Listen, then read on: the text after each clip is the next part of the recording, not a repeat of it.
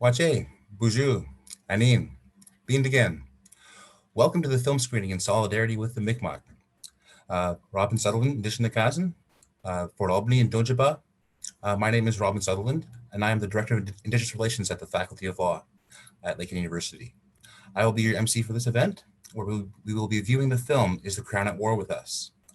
Following that, we will have a discussion with Dean Eula Hughes, Birchall's LLP Derek Simon, and Boer Alaskan alumna Amy Sweet. We're happy to have you join us, and we look forward to the dialogue that follows. First of all, I would like to point out that Lakehead University respectfully acknowledges its campuses are located on the traditional lands of Indigenous peoples. Lakehead Thunder Bay is located on the traditional lands of the Fort William First Nation, signatory to the Robinson Superior Treaty of 1850.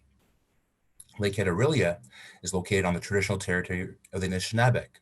The Anishinaabe include the Ojibwe, Odawa, and Potawatomi nations, collectively known as the Three Fires Confederacy. Lakehead University acknowledges the history that many nations hold in the areas around our campuses, and is committed to a relationship with First Nations, Métis, and Inuit peoples based on the principles of mutual trust, respect, reciprocity, and collaboration in the spirit of reconciliation. Before we begin, I would like to quickly run through a few housekeeping items. Sheila, if you can share the slide, we do have an important notice of video audio recording for Treaty Week. Participants are reminded that this online event is being recorded. We're doing this to preserve a record of the event in the university's archives and to publicize and promote Lakehead University. By attending, you are agreeing to be included in the recording and its public dissemination in any media now known or later developed anywhere in the world in perpetuity. Thank you for joining us. Another big thank you goes out to the National Film Board of Canada for sharing this film with us today. Also, thank you to the Lakehead University, the Office of Indigenous Initiatives, the library, and the Boer Alaskan Faculty of Law. During the film, if you require any counseling or mental health support, Cheryl O'Reilly, our Indigenous student counselor, is available via Zoom. You can connect her with a link that will be shared with you through the chat box. And I believe, yes, it's already been posted. So you can connect with Cheryl that way if at any point during the film you should feel you need that emotional support, because just a fair warning, it can be a little emotional and a little triggering. Should you experience any technical difficulties with the film, you can also view the film on YouTube. And I will share that link with you in the chat box right now.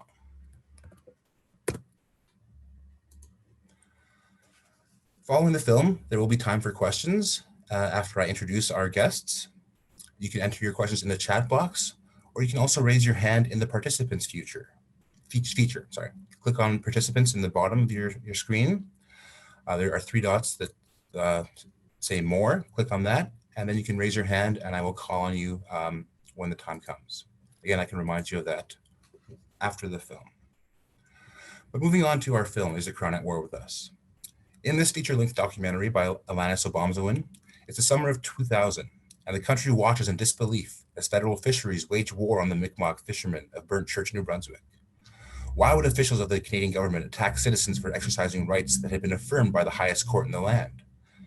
Casting our cinematic and intellectual nets into history to provide context, Obomsawin delineates the complex roots of the conflict with passion and clarity, building a persuasive defense of the Mi'kmaq position. Yesterday, we had our opening ceremonies for Treaty Recognition Week, and Ryan McMahon gave an excellent opening speech, and he made some excellent comments about the state of reconciliation in this country. And I think this film will provide an excellent example of kind of the state of the relations between Indigenous and non-Indigenous people today in this country, and the way things seem to be continuing to go. And hopefully this film will shine a light on why that is. And perhaps the discussion that follows will open up some more insight and dialogue into that conversation. So without further ado, I'm going to share my screen and get this film going.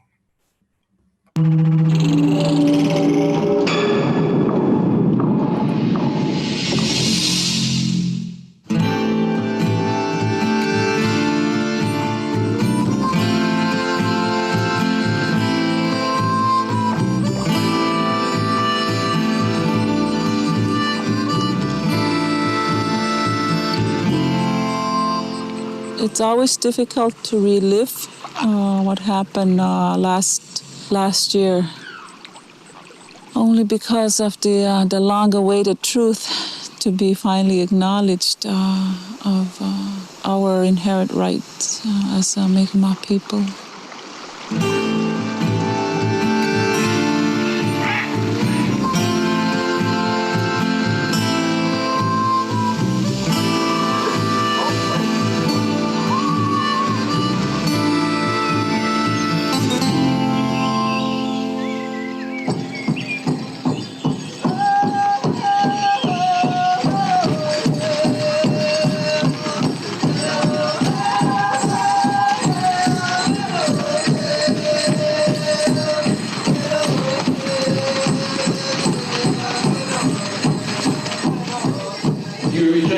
Satan and all his works and all his empty promises. I do. You believe in God, the Father Almighty, the Creator of heaven and earth. I do. You believe in Jesus Christ, His only Son, our Lord, who was born of the Virgin Mary, was crucified, died, and was buried, rose from the dead, now is seated at the right hand of the Father. I do.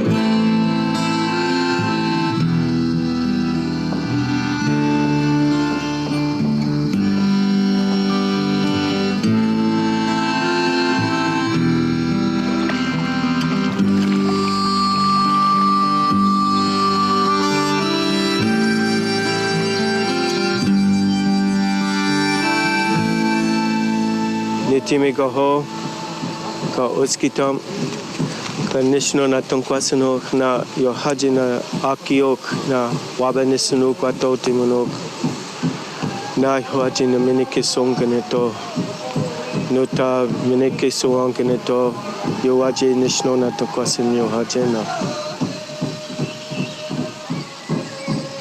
Our ceremonies are relevant to us as they were prior to Columbus. How we live our life, our worldview, our land, the waters, the fish, everything is connected to each other in more deeper ways than how we've come to be organized by North American social policies and legislation and so forth. Community of Escanobit, it means a lookout point. It's a traditional meeting place and gathering place for our people. It's located right on the water, on the shoreline of the Miramichi Bay. Here comes my line. We played and lived in our whole life around that water. It revolves around that water. It is integral to our culture and our people and our livelihood. So it's a very important part. We've been here historically for over 11,000 years, and I just don't understand why there's not enough for us. I mean, this beautiful territory I was raised swimming in these waters, and it's a shame that I can't feed myself and teach my children how to fish. I mean, my grandfather taught me, and my brothers and uncles taught me, and now I'm not allowed teaching my children. I had my son this morning reduced to tears because he couldn't go fishing no more. That it was too dangerous for him, and I wouldn't let him go. By doing that, the Canadian government has robbed us of our right to raise our children in accordance to our culture. And my son reduced me to tears. I mean, I had to bring him with me just because that is our way, and that's being robbed from us. Just want to go and fish, that's all I want to do. Make some money, save some for food. But if they try to stop us, I'm going to be out there too, fighting with them. I fought last year and the year before. Be out there again this year. I'm only using the dory. That's all and then I'm hauling the traps by hand. I got no machine. Got no hauler to haul them up. You don't mind being alone in your boat? I'm used to it. I've been doing it all these years since I was 12 years old. I'm just gonna keep practicing our rights, and if anybody tries to stop me or any of us, I'll be out there fighting with them. And if I go to jail and if I come back out, I'll be out there again.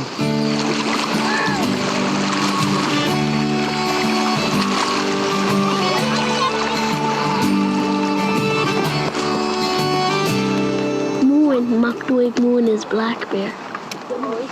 I go in French school. I go to Brunswick, which I get Micmac, and he doesn't. All he knows is French. All the kids in his school, Not everybody. they all know English. Some, but not everybody. Michelle can only speak a little bit English. And Michelle's studying my school. What school's again? They go to school's French.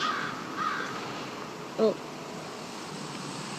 When I was younger, when I was a kid, I didn't stay here in the Burnt Church Reserve. I was sent to a juvenile residential school. I spent about 7 years there. What was it like there? I wouldn't like to Talk about it. talk about it at all. That's how it was. Yeah. And then I come home, and there was a company, Anderson's Company, and I fished for them about 15 years every summer. When I first started, it was $1.50 a day, and gradually went up, and last of it I was getting $2.75 a day. Then finally I decided I want to fish for myself. So we made traps, brother and I. We made 400 traps in all winter. But the fish were down, and the government that time, they started buying back the licenses from the white community. And, but me, I didn't, they didn't offer me nothing to buy back. Well, I had no license. I had a permit, like from the treaty, from the treaty. And so I voluntarily gave it up 3-4 years. And the fish start to come back again, and the fish ever since has been good. And I wanted to get back into it that time, about 15 years ago. But they told me I had to buy a license. I said, I don't have to buy a license. I need my permit back because I gave it up. I never got nothing for it. I was denied my permit. Ja. Wie wordt het skada? Wie wordt? Yeah, we've won. Commercial fishing season starts here on May 1st and it ends on July 1st. 8 weeks of it. We go by a communal license from Burnt Church, so everybody, all the native boats here fish under communal. The fall fishing is for food fishery. They're trying to take that away from us. But we were all out there in the fall, like us here, except him. I don't blame him. Yeah. He didn't want to risk his livelihood. Yeah, his rigging and his gear and stuff like that. What we catch in the summer, that's just a little money to get by day. But like during the winter and stuff like that, it's harder. We need to be on welfare, or we have to be on welfare where we don't want to be. Like us, we would like to work, and it's just not enough. There's no work. I got to provide for my family, and this is the only way I can provide for my family. When Marshall came through, it was just like winning a lottery, a little lottery at that. And I had hope. I could see my children smiling now, like in the future, with nice clothes and something to eat on the table. In 1993, Donald Marshall was arrested for fishing eel out of season with illegal nets and for selling it without a license. At issue was whether he possessed a treaty right to catch and sell fish, which would exempt him from complying with the Department of Fisheries and Oceans regulations. The signatories of the Peace and Friendship Treaty of 1752 were His Excellency Peregrine Thomas Hobson and Major Jean-Baptiste Cope, Chief of the Tribe of Mi'kmaq Indians, and the delegates of the eastern coast of Nova Scotia and New Brunswick. It is agreed that the said tribe of Indians shall not be hindered from, but have free liberty of hunting and fishing as usual, and that if they shall think a truck house is needful at the river Shubenacadie or any other places they resort, they shall have the same built, and proper merchandise lodged therein to be exchanged for what the Indians shall have to dispose of. And that in the meantime the said Indians shall have free liberty to bring for sale to Halifax or any other settlement within this province skin, feathers, fowl, fish, or any other thing they shall have to sell, where they shall have liberty to dispose there to the best advantage.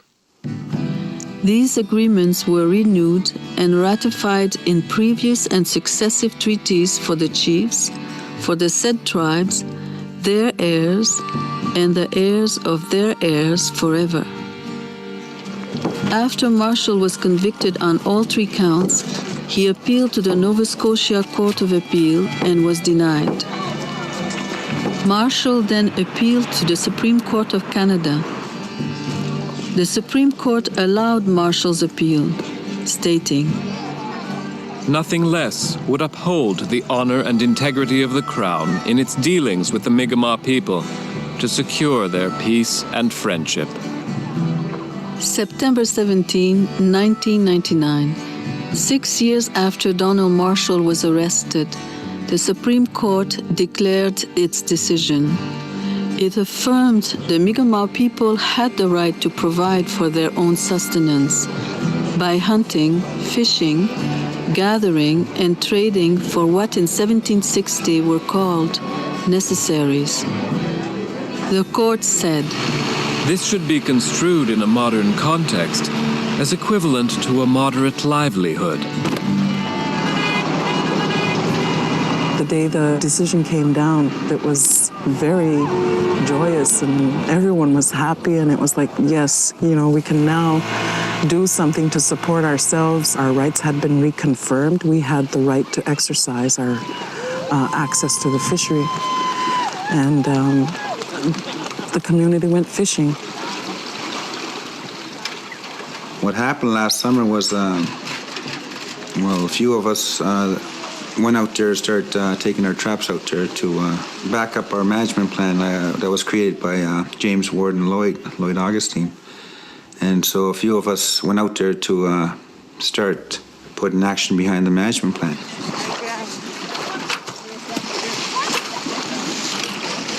The women that were there, one of them is my sister, Megan Mahan, Karen Somerville. It was these 2 women that I took out in the water that started setting out their own traps. They're the ones that started putting the traps in the water first. And it took the ladies, the women of our community, to make it happen. And I'm deeply thankful for them. Yahoo! Yes! Karen and Mi'kmaq with our first lobsters. Yahoo! Everyone was happy. Everyone was glad. Everyone, I guess, figured all right, everybody going into the water, fish as many lobsters you want, and go ahead and sell them. But it's and they were fish buyers were buying them, but I guess they were being threatened by non-natives, so they just wouldn't come back. We're not even on the basis of discussing. As soon as the Mi'kmaq people asserted their rights, the non-native fishermen applied pressure on the government to shut down the Aboriginal lobster fishery. No one should ask ordinary, hard-working inshore fishermen to pay the price for decades of national ineptitude towards one of our founding peoples. The fishing itself in the bay simply has to stop. Fishermen see that there's still trap there and that it's not a substantial amount of trap that's been picked up. I think that it will be more and more difficult to stop the fishermen.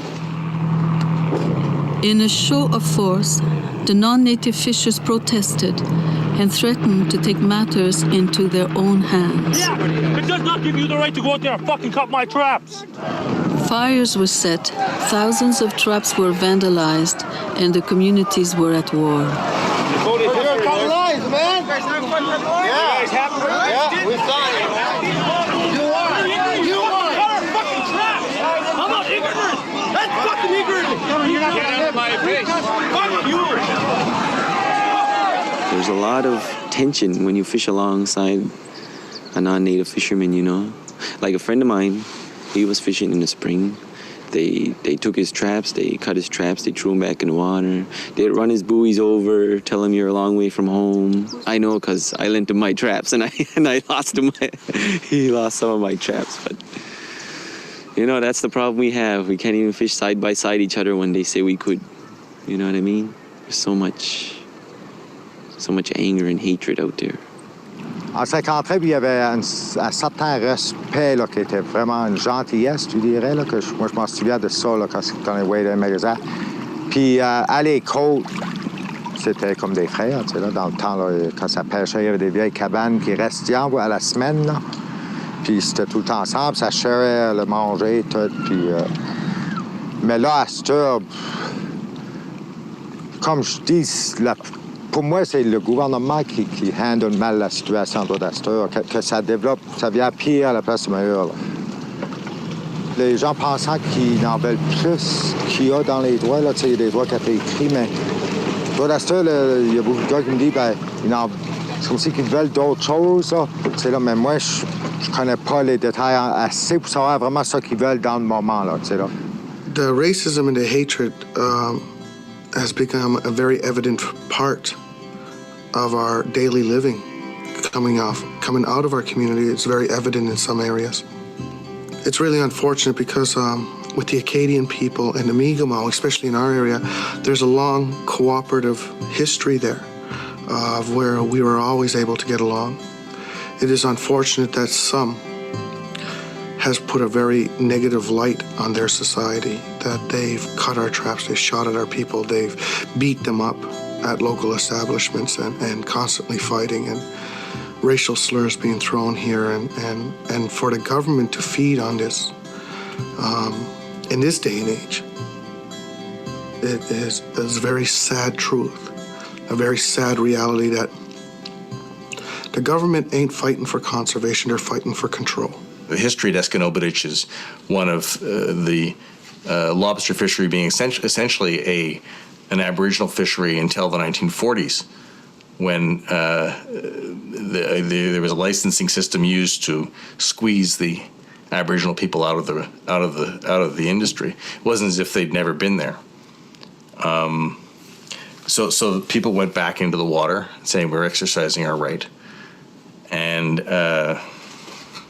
as we know, the state, rather than giving effect to the rights, rather than limiting the fishing of the white fishermen, brought its full force of full police authority to bear with helicopters and patrol boats and guns and observation by airplane, RCMP detachments, dozens of RCMP cars and so forth on the people of Escanobitich. And the amazing thing is that was all to enforce a regime which had essentially been declared unconstitutional. The Escanobitich village is thousands of years old and the largest Mi'kmaq community in New Brunswick. The Mi'kmaq people lived in wigwams made of birch bark. In the summer, they stayed in fishing villages. In April and May, the men fished the salmon.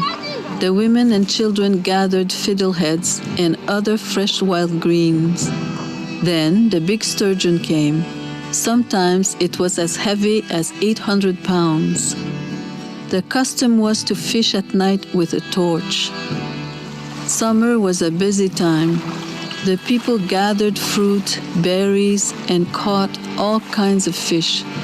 Some were dried or smoked to preserve for the cold season. They traveled easily with their incredible design of a light birch bark humpback canoe, capable of facing open waters. When winter came, they moved inland to the shelter of the trees and for hunting deer, moose, and caribou. Trading was always part of their lives.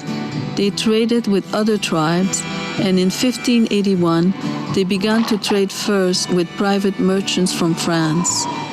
By 1702, a large population of French people was established in different parts of the Miramichi and in the surrounding area of Mi'kmaq country. The newcomers had arrived, and so had unknown diseases. One epidemic killed over 16,000 Mi'kmaq people in the Maritimes. The influence of the Europeans changed their lives, and the people became impoverished. The struggle between Britain and France to control Mi'kmaq country and its natural resources was ongoing.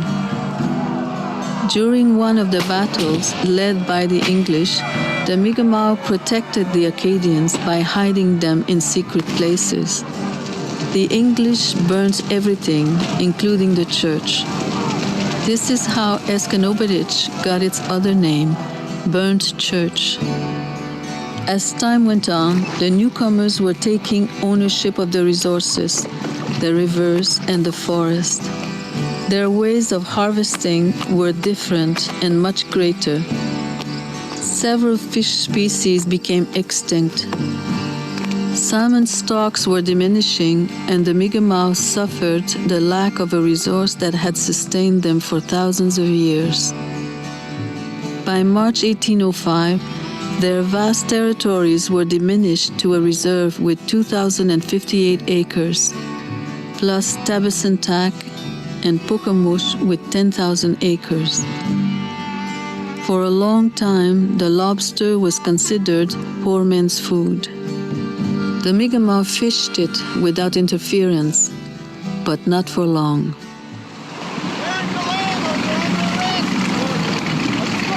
Well, I have to enforce to make sure that we have conservation as our priority, because if we let people fish whenever they want, whatever they want, we're not going to have a resource, and my mandate is to protect the resource. They are being told a lot of wrong things. There's not a whole lot of us here, and there's not a whole lot of traps or a whole lot of equipment we have. I know that in May, the non-natives have approximately 270,000 traps. And that's just the zone 23 in our Miramichi here. Now we come up with, they wanted us to have only 40 traps. What does that tell you? 40 traps is not going to feed the rest of our people or bring any income to our people. We're not going to deplete the stocks. We're all conservationists here. We know, we've been doing it since the beginning of time. Our ancestors did it, we are doing it. We make sure that the undersized are thrown back in the water. We make sure that the females are properly put back in the water gently. These are the things that we do. We can regulate our own resources. We only catch enough to survive. We only catch enough to pay our bills. We only catch enough to put clothes on our children so they'll start looking good in schools. Enough to put food on our table. Enough to generate a little income for a family.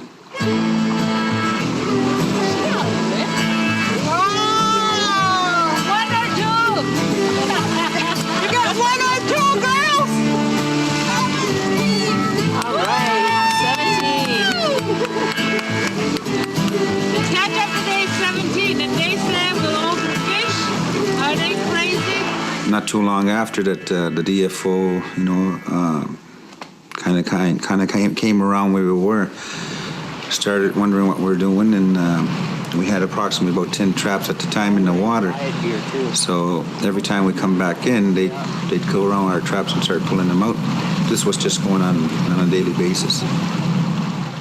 Got a call this morning that there's a DFO boat in the water, so we went and headed out to respond to it. Picked up a couple guys. We got in here.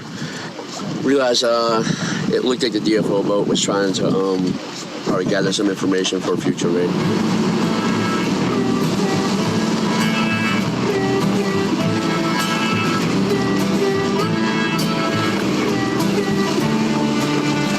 We're at it again, are we?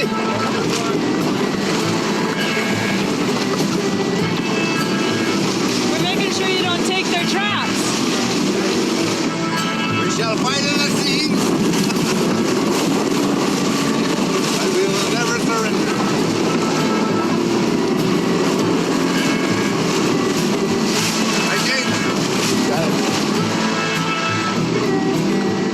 very associated with the concept of warrior, being one to begin with. We promote the concepts of honor. And for me, I always have to give a definition when I talk about honor, because it's what drives us, what compels us to do what we do. And honor, for us, being a warrior, is having the moral strength to do what's just at all times, regardless of the consequences. Even when, for instance, here, we are outnumbered, outgunned, and overwhelmed by the Canadian forces, we still have to make that stand. We don't get a salary. Physically, if we're talking about being beaten, abused, possibly hurt, or even sent to jail. But it's something we take on very willingly. We embrace the idea of what we're doing, because we know in the end what we're doing is honorable. Actually, I have a degree in political science with a specialization in international relations. I'm former military. I was with both the Canadian militia when I was younger, and then I went down to the American military. I was with an elite unit. Afterwards, I attended university, and I did my thesis on Aboriginal self-determination, on how about we have to take the initiative. If we want to control our destinies and create a destiny that's going to be beneficial for our people, we have to be willing to stand up and go out and take that political initiative and make it happen, even if it means that we have to be at odds with the Canadian government. For a lot of people, they may see that as detrimental. They may say, oh my God, why? Well, look at the consequences involved. But I always ask, look at the consequences of inaction. If our condition right now, what we consider peace with the Canadian nation, produces the highest suicide rates in the world, some of the highest incarceration rates in the country, alcohol, drug, spouse, child abuse, way beyond anything comparable to the non-native society, why are we trying so hard to maintain this condition? So if I stand and make a fight for my people, I'm following the traditions of a warrior. I'm looking out for the next 7 generations.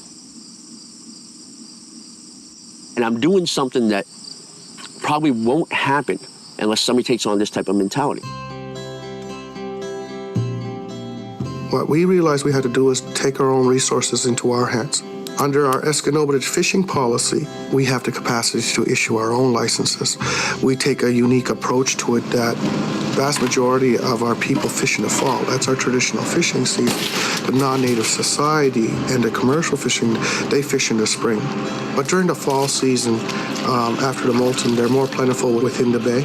I've had single women with 3-4 children fishing 3-4 traps, 3 or 4 traps a day, are able to supplement and give their children a better life.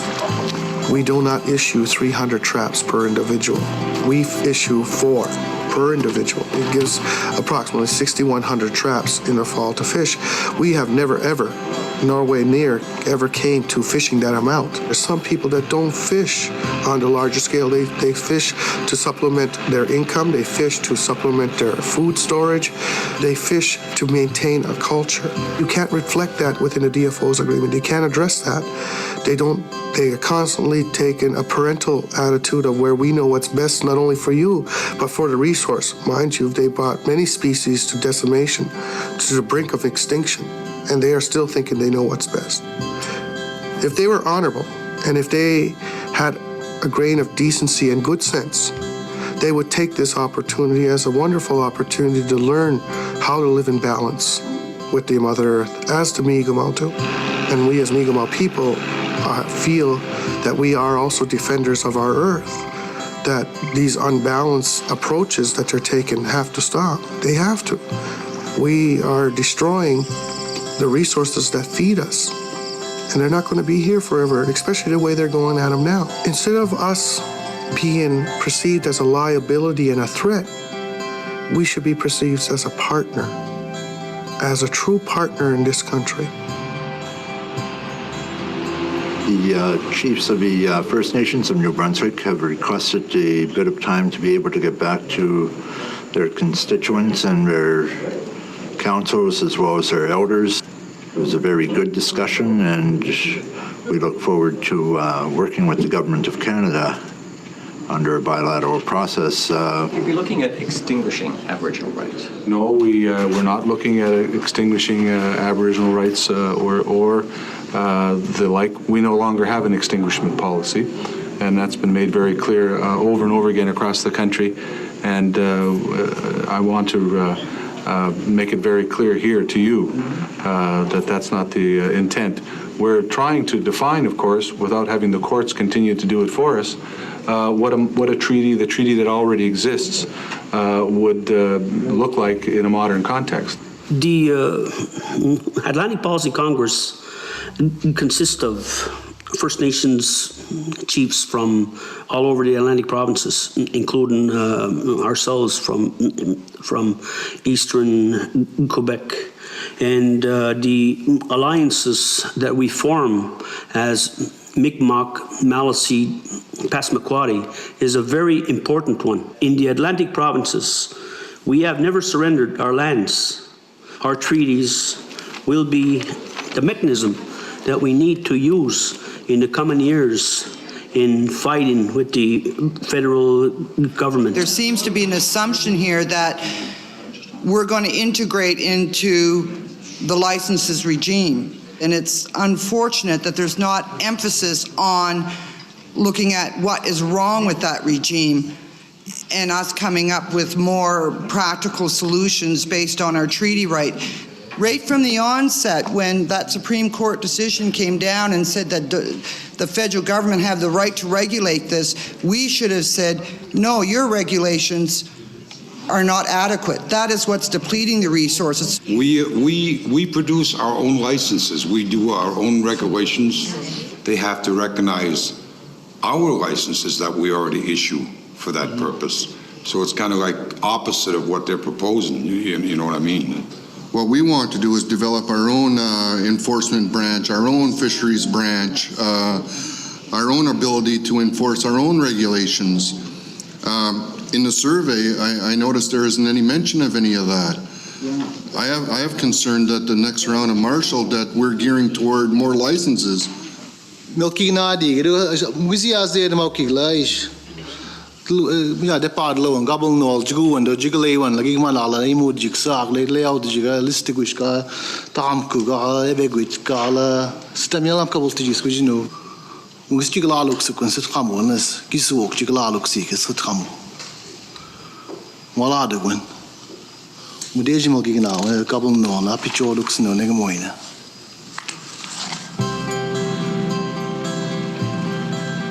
I think a license on the outgoing market before the Marshall decision was going at approximately $50,000 to $70,000. Since the Marshall decision, I have heard it fluctuate to $175,000 to $200,000 per license. The only way we can access those licenses under the DFO management regime is if we enter into an agreement with the DFO. We have a Supreme Court right. We're the only ones with a Supreme Court right to earn a livelihood off of fishing. And yet we are the ones on welfare. And we look around us from non-native fishermen to the Minister Dhaliwal himself are all extracting salaries and benefits from the fisheries, which none of them have a Supreme Court right to. We do. You know, there was a judgment of the Supreme Court who said that there are rights for natives, but that the government has a responsibility for enforcing the protection of the fishery. We will not allow people to go out and fish illegally. We will not allow unauthorized fishing, and we will take enforcement action. I remember one morning when there was a whole fleet coming towards us, and we jumped on our dories. And these are just small little dories, about 16-foot to 12-foot dories. And we all looked at each other, and we all kind of just shouted at each other not to stand your ground. You know, we're fishing here, we're not doing anything wrong. I said, that's all we're doing. But they came, and there were so many of them. Hey, good guy. Give me the phone. Window! Yeah! Go back to shore! We're on the line with the Deputy Minister. Go to shore, Window! Every time they came, there was a little more aggression. And every time that we went out, we were really unsure about any one of us coming back to shore. So it really got a little scary for a lot of us. You gotta leave our jump flow, man! What the fuck's wrong with you? Protect your fucking head! You're violating our rights, know that?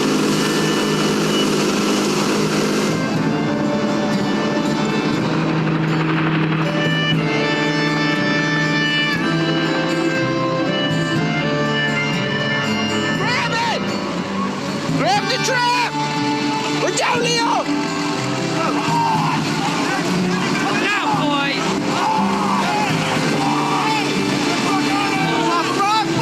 You want it in your fucking forehead? Fuck, right behind him. Holy fuck, they're trying to ram him. Holy fuck! Look, he's running! He's running! Keep going! Fuck, they're spinning him.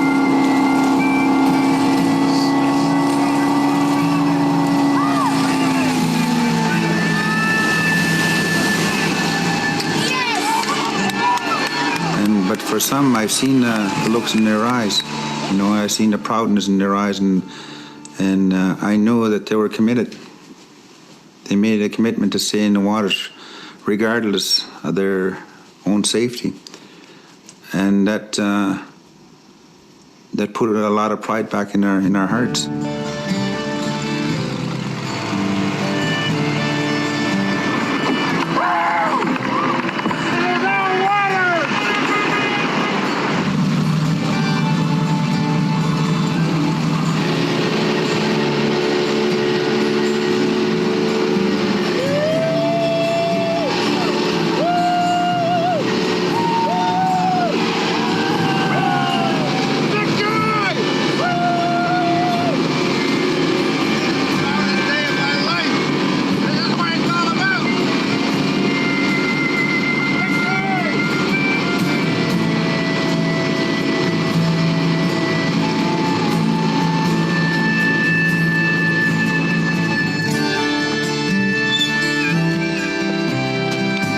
Inherent rights are being threatened, worse than they ever been before.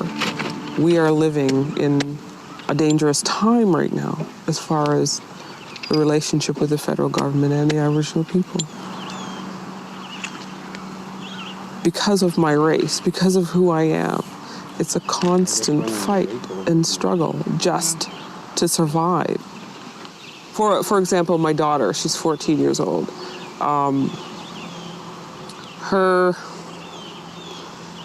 Statistically, she's supposed to drop out of school by, 15 and 16, and a strong possibility of committing suicide. Those are just because she's an Aboriginal female, because of the fact that, of who we are. And trying to beat the odds, for my children is hard work. I watched my son, Leo. There was a bunch of DFOs out on the waters, and he was out there all by himself. And they were just going real fast, trying to tip the boat. I was terrified, really. I was terrified, and there was nobody else around, not our boats or anything. It was just him there, and I couldn't take it. I went in my bedroom, and I covered up under the blanket, cried my heart out. I mean, I never cry in front of people, and it's just the idea that I pray a lot. I pray a lot about God taking care of them, and I knew He would. So after a while, somebody knocked on my door and said, Leo got away. I am very proud with them. But the things that I go through when they're out there, but they'll survive. Every one of them will survive. And they'll get what they're fighting for, no matter what, I guess. So.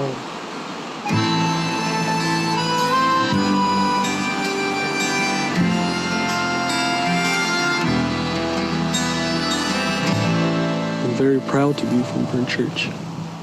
It pulled us to what I seen last fall. It pulled us together like one big family, and when we did that, it made us 10 times as strong. It wasn't really till the fall time when I wanted to be sworn in as a peace officer from Burn Church. On September 12th, we heard a distress call from the chief. On our way to go respond to the call, we were intercepted by RCMP. When they came on our boat, we were tear gassed and it was pretty hard. We couldn't see nothing up until like they got really close and they stormed our boat. They shoved us right down and they had the machine guns to the tacticals. One guy had his knee on my neck and he held it to the back of my head, and they did that to all of us on the boat there. I told them that we were officers and they just ignored us. Well, I couldn't see anything when we were tear gassed. The other boat took off, and when we were being towed in, we saw that other boat upside down in the water. The Listugui boat, they capsized and all the guys flew off the boat. That's how hard they were rammed by the RCMP. I was afraid that they'd killed them. I asked them what happened to the guys and stuff like that, and they wouldn't answer us. They wouldn't tell us where they're taking us. They just wouldn't answer us anything. They seemed like they paraded us through Niguac. When we were coming in, there were so many people at Niguac Wharf. All the non-natives were just laughing at us and stuff like that. It was awful. When you go to Niguac and you talk to non-natives up there, when it's not fishing season, they're pretty nice. They're decent. But once it's fall time, they don't even speak to us. People don't even wave at us no more. There are some non-natives I know that support us. They say you guys have to right to fish, but it seems like those people don't speak out on our behalf. I felt pretty sad because as a kid, growing up, I looked up to the RCMP as I thought maybe I'd be an RCMP. And what I seen last fall are just all they are to me now are just maybe modern day Indian fighters. How we got involved is that we have about 100-year-old protocol. When another Mi'kmaq nation asks for help, we just can't stand by and see them suffer. We got a call, and then 5 minutes later, we're packing up and on our way. We had a convoy going, so as soon as we left here, we could see the RCMPs around the surrounding area and sort of like had an eye on us. So really, we said, well, we'll go as far as we can and we'll see if they stop us. We arrived, with no major problems, and they were very, very happy. We could see that when we were driving our boats, and a lot of their people coming in and hugging us and shaking our hands and saying, we're very, very happy that you decided to help us. I seen that we are so strong, when we help each other and stick with each other, and even if the results aren't something that we want, at least one thing for sure, we're united. More and more First Nations people came to support the members of Eskanobadich in their stand.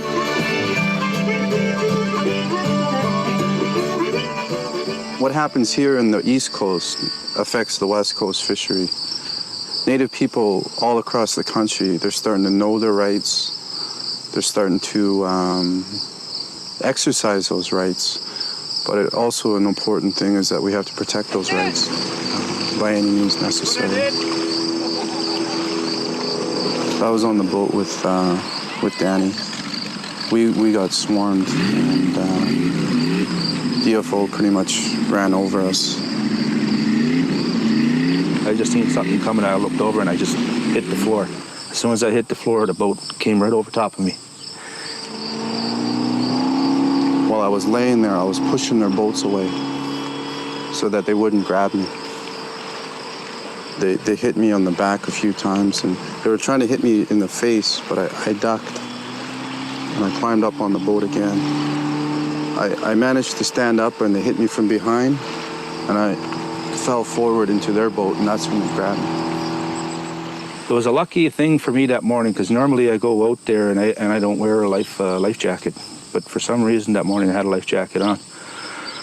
And I think that's what saved me, because, you know, with all the gear that I had on, I hadn't expected to be in the water that quickly, and the boats kept coming right up to me, and I'd kick the boats away and, you know, tell them to screw off or whatever.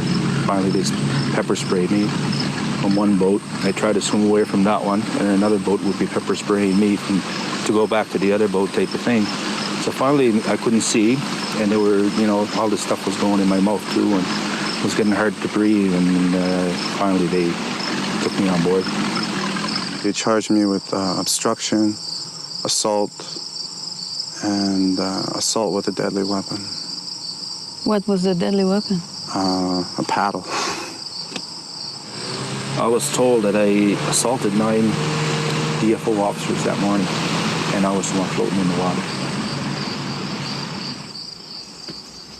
I'm a peace officer for the Burn Church First Nations people. It was a job at one time I used to really enjoy.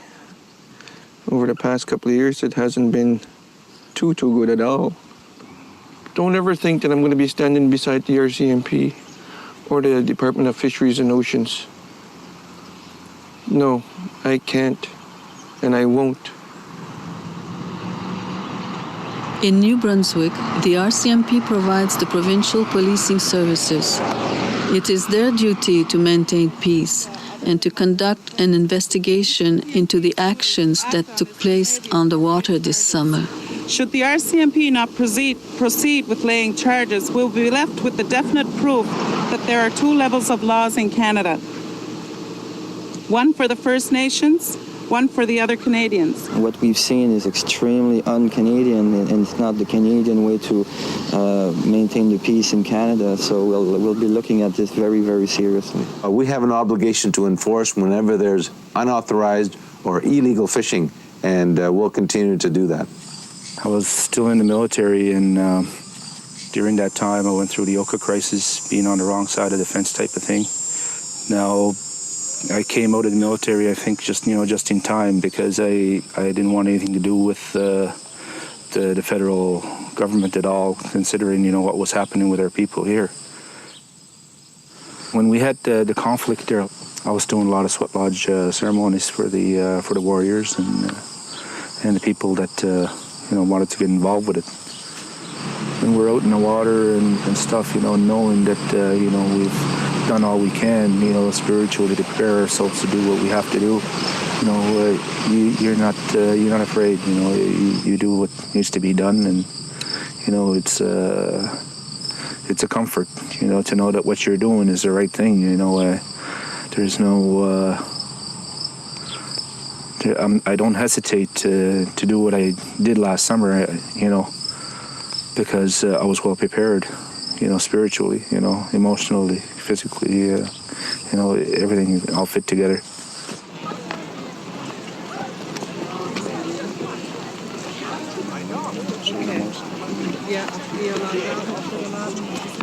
But when individual First Nations people, such as Burn Church, take necessary and courageous steps to raise the standards for all, I will be there to stand with them.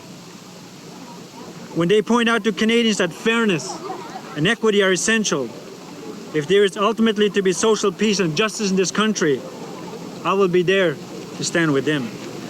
And I think every effort should be made by the minister himself to give instructions to his people. First of all, to back off, and to give instructions to his people to consider that the management plan that has been developed by the Burn Church, to be able to sit down and resolve this. And hopefully that some logic and rationale will prevail so that we do not have an Oka situation. There was quite a few haulers taking up the traps, and big Zodiacs were defending them. One of them got me. I get run over. You know, could have been my back, my head, my leg, pretty close. I didn't think nothing would happen. You know, I didn't think it would be that serious. I thought it would just be another raid, take our traps, and cat and mouse game. But that morning when they ran my friends over, it was something else.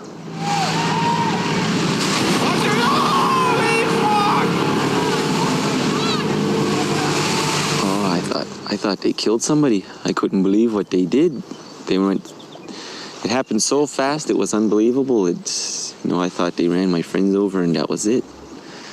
And then I see my friends stand up and I seen the boat turn around, made a circle. And I thought like they were just gonna pull up beside them and try to arrest them and do their thing, but the boat didn't stop and just ran over them a second time. I didn't think the first time was good enough. Holy fuck! Oh, they're gonna get run over! Fuck, they knocked the people in the water.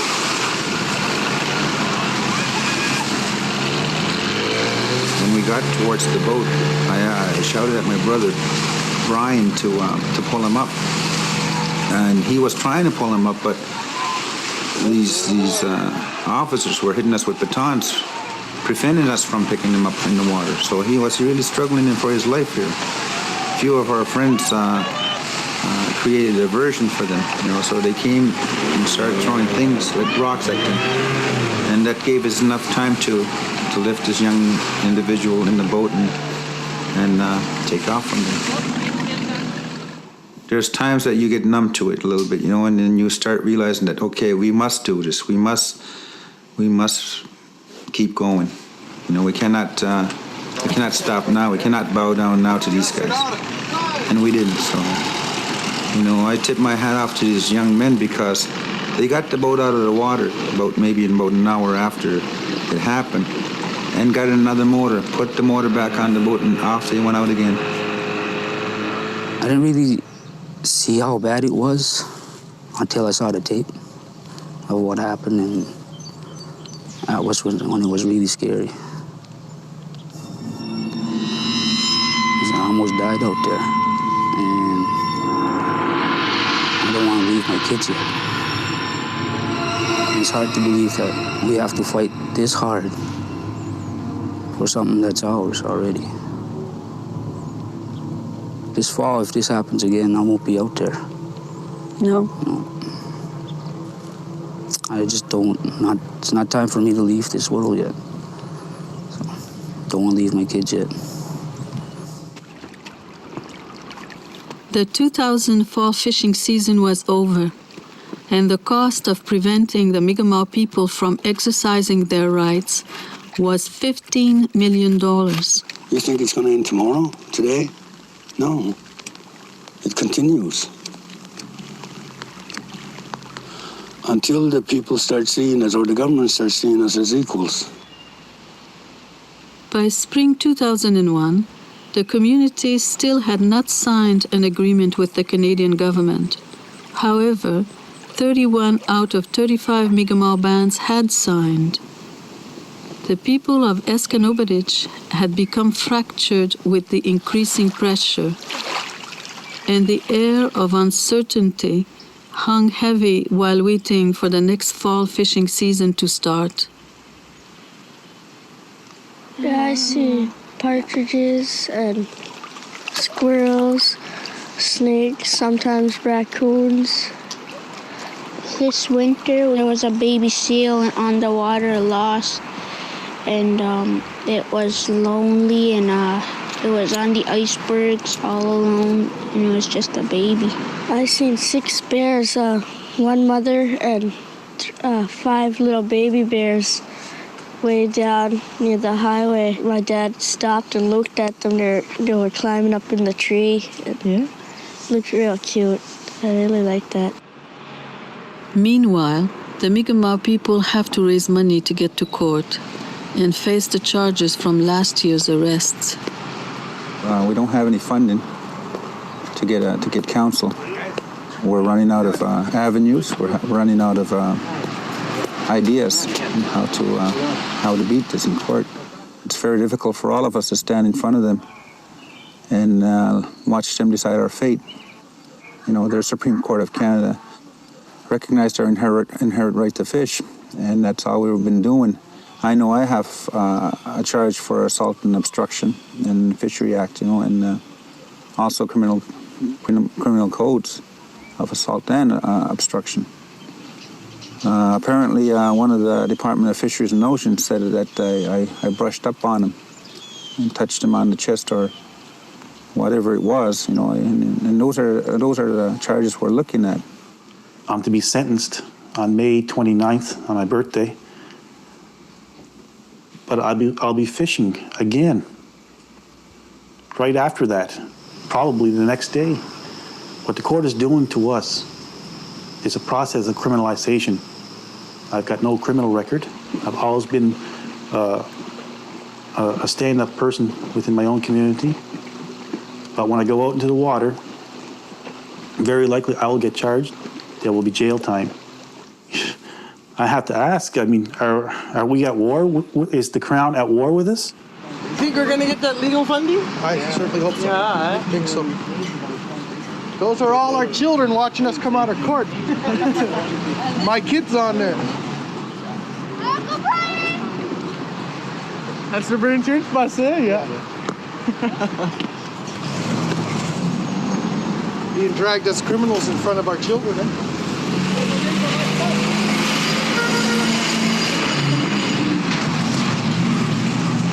The legal side was definitely another crisis that we faced. There were problems with disclosures, there was problems with having no legal counsel on record to obtain the disclosures. People were being charged and not knowing why they were being charged or what offense that they had committed.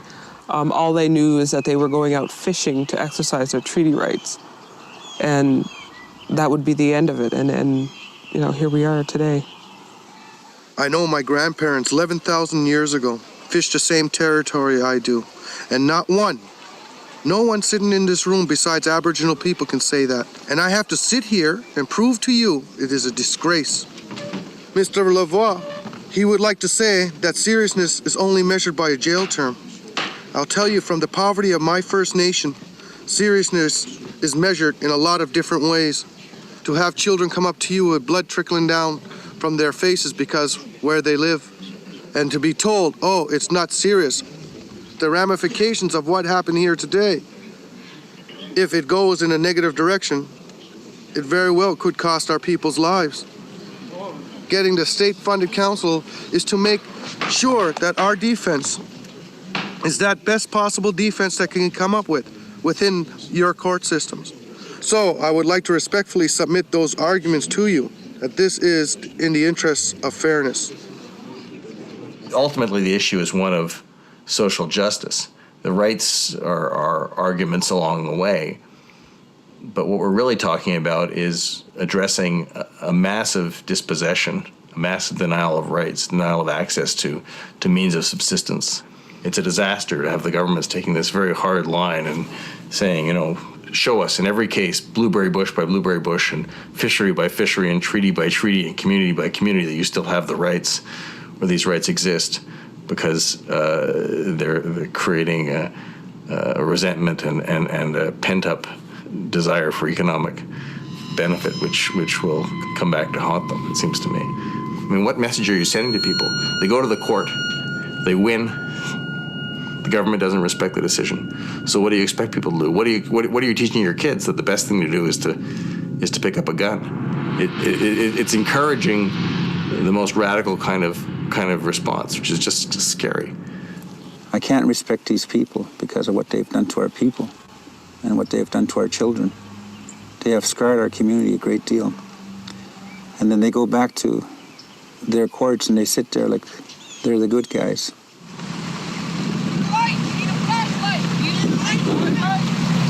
Be careful!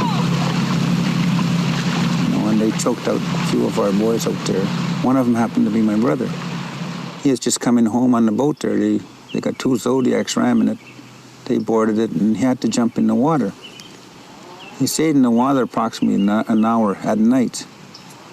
So stay away from these guys. Your children will be embarrassed by what you're doing here! He went right by our face and he took out his gun and he pointed right at me. And I said, shoot!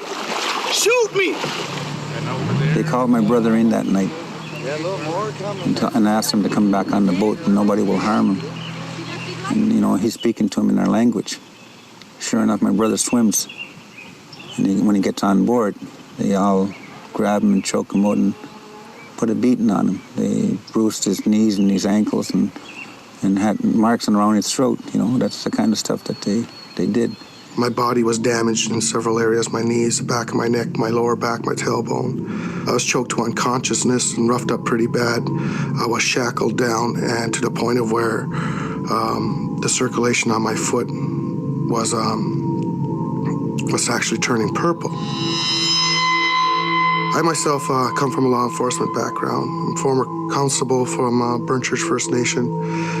Went with the RCMP for a short period of time in an Aboriginal training program. From there, I moved to Chief of Police in my First Nation. So my children, my two boys, Isaac and Darren, were both raised with me being a police officer. And the saddest part of that time was when my children had asked me if I was a bad guy. I feel sad because what happened to all the people that them fighting for our rights of fishing, and now a couple of them were in the hospital and they're getting hit and everything. I woke up in the night and I seen them ramming my dad and everybody else. I wish they never did that because they think we're just trying to not share with their lobster. We could share. Mad. It's like they're just trying to destroy everything that we have and take over. I don't know what they'll do next. Might even accidentally kill somebody. Last year's troubled waters left the parents and children with a feeling of discouragement. A summer camp was organized, and a circle was created where all could belong. They've had quite an immersion of their culture. It was reenacting how our communities were 30, 40 years ago. And I'm quoting an elder from our community that this is the lifestyle that he remembers. We were, sharing our food and living together. It was really wholesome. We had activities. We had marshmallows at night. We learned how to drum, learned how to make baskets and crafts out of clay. We had also teenagers there who was volunteering. There were camp leaders. The younger ones really looked up to them as role models. It was such a success all the way around. Part of the objective of this camp was also to try and establish a healthier relationship with the authorities. It was a miracle to see the Canadian Army and Aboriginal Rangers work together to put up the camps for the youth, and our children got to witness that this was all for them. We have our own way with them, like we take them off a little further down the river maybe, and let them do whatever they want on the boat. Like we kind of drive a little fast with them, and they jump off the boat, and that's what they learn. Now we can't do that in front of the councillors, because they get upset with us. So it was good to see that they were feeling safe enough to start to share how they felt about what happened last year, and during the sweat lodge ceremonies, it was something to witness and hear them talk about their prayers that the federal authorities leave their parents alone. Let us fish in peace. It's our culture. And so, hearing them say that, it's like makes me feel hopeful that we're going to have a very strong future. Back in the courtroom, the judge's decision was that the federal government should provide funding for the Mi'kmaq's legal counsel. I feel optimistic. It's been a really long haul, looking for legal consultation. We haven't been too successful in raising the funds that we need to get proper legal advice and representation. So I hope that this decision on the one case follows through in the rest of them, because they're all complex. And it is a very important issue. And like the judge said, it affects many, many, many Aboriginal people, if not all. But today is a good day. You know, it's good news for all of us. What is the cost to the Canadian people and the taxpayers for denying Aboriginal rights? It's becoming more expensive to deny Aboriginal people than it is to allow them to exist under their own sovereignty and jurisdiction and deal with them in a good faith manner on a nation-to-nation basis. In August 2001, the community held its biannual election. The current Chief Wilbur Dedam and Leo Bartebogue ran for chief. Chief Dedam was re-elected by a very close margin with a few changes in his council. Leo was elected as a band councillor. The pre-election anxiety and the continued pressure from the government to sign an agreement with the band council left the community torn apart. And another fishing season was about to begin. There's about 1,300 people here on the reserve. And the majority is very young? Oh, the majority here is very young. There's a lot of young people here. That's the ones I went to go see a lot during the election. They came here, we talked about a lot of things. There isn't really too much for them to do on the reservation, It's so boxed in, and there's not much to do. There's no dances, there's no playground for them. There's no basketball court, no basement. There's nothing like that for them to do around here. You can imagine if there's nothing here to them to do, what's left, just drugs and alcohol. And you know what leads to that after that, suicide, stuff like that. A lot of people are anxious to go back to fishing. I know I am. That's part of my life. Is that Brian? Yeah, that's right. Oh, crazy Brian. He's something else, He's a good guy, Brian. Yeah. He cares a lot about the community, too. He didn't run this year. No, he didn't run. That's...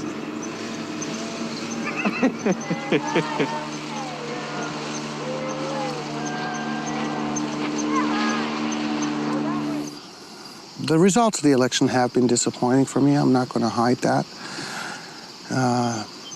The current leadership and the balance of power have shifted to leadership that's been prone to signing agreements. We're hoping that the community will prevail, that the community will stand up and continue to defend their treaty right. And if the people lead, our leaders will follow. And that's what got us to this point so far, that our community will has been very strong in the defense of our treaties, and we won't allow an Indian Act chief and council to interfere with that. And I think that is what is echoing throughout this country, that the federal government's initiatives and policies no longer will do. It remains the position of Burn Church not to enter into an interim agreement as proposed by the federal government, but to fish under our own fisheries management plan. Chief and Council is looking for solutions within the Canadian system. As long as Chief and Council is willing to stay on the right path and fight for their people, we'll always be willing to back them up. Because we don't see them just as Chief and Council, we also see them as members of our community. And we'll be willing to back them as long as they're doing the right thing for the people. If they do something that's detrimental to the people, then we have no choice. We have to turn around and tell them we don't recognize your actions. We can no longer support what you're doing, and we'll go out and defend the people that wish to fish according to their inherent right. I just want everything to stop. I want us Indians to fish. I want us to live our lives the way we used to be. This is our culture, our way of life. Us people that don't have jobs, that are still on social assistance, that can't even go out in the real world and try to get a job. We try, but we can't. Some people do reject us.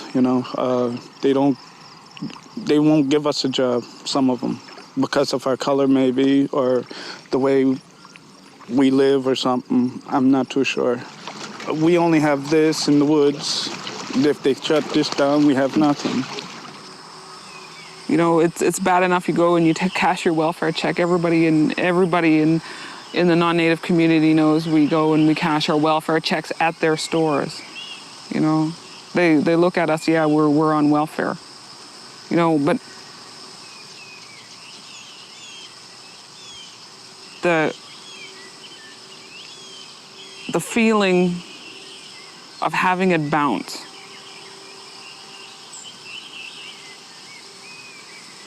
Well, it kills your spirit. Are people willing to make a change? Are they willing to open up their eyes and see? Or do they just not care? Or has it been 500 years of oppression that's got us to this point where we're psychologically incapable of making change? I don't know. We can't do it. I mean, it's not like it was 5 years. This just happened in the past 5 years. This takes years and years and years, and generation after generation.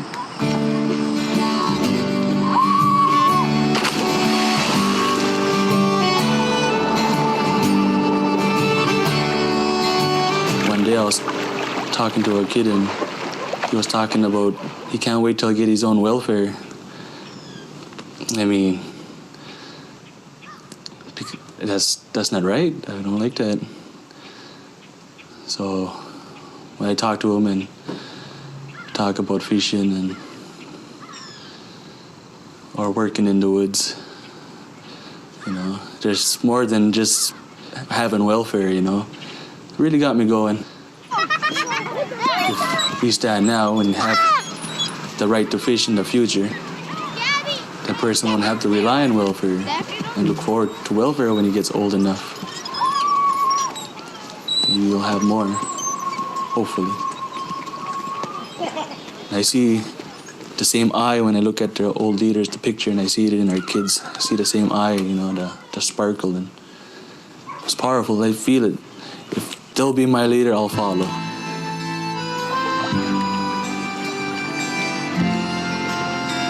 These traps were donated by other reserves because our fishermen lost all their traps. The DFO took them all, and every time that happens, people from other reserves, even all the way back from Ontario, they donated food or the traps, and some even, the Big Cove guys even brought their boats when we lost some of ours. Some of them have to be repaired a little, I guess, but they're still good enough to use. They'll lose them anyway. We're managing the fishery with the fishermen from Burn Church. Well, 26 rangers from Escanobadich. It was all volunteer basis. It was the same situation as last year, where it was like 24 hours, 7 days a week. We had rangers from Listugui Reserve that came in and assisted us. The community again was there as well to help protect our rights and our fishery. None of us are armed. We don't see any need for us to be armed because we're here to protect our people as opposed to going into a gunfight type thing. We don't need that. It's not going to solve nothing. There's a lot of RCMP around now. They're at the wharf, Burn Church Wharf.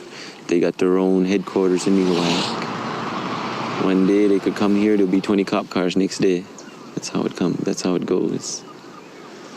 And it's just right in between the communities, Niguac and Burn Church. They got their main headquarters. So they're keeping an eye out. You see helicopters, you see planes going by. It's not what it was last year, but it only takes, it don't take long for that to come back. Well, I felt very good last year. Our policing model was a model that we called the measured approach.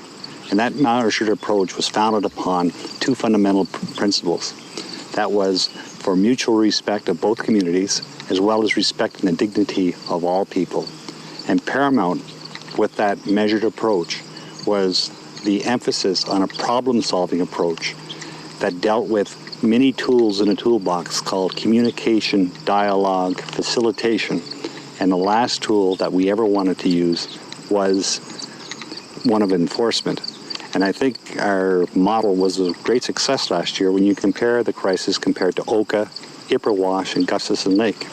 Our presence here, once again, is to achieve our fundamental goal of safe homes, safe communities. At this point, I'm feeling that the only way to avoid any more violence, it seems like we have to silence ourselves up again, quiet, so we won't be targeted. No violence will come our way. But if we don't exercise our rights, if we don't assert our rights, we'll die spiritually, and so we'll die physically also. The band has said it would begin. Beliveau informs the Mi'kmaq people they have the next 7 days to fish legally, in hopes that he can negotiate an agreement in this time.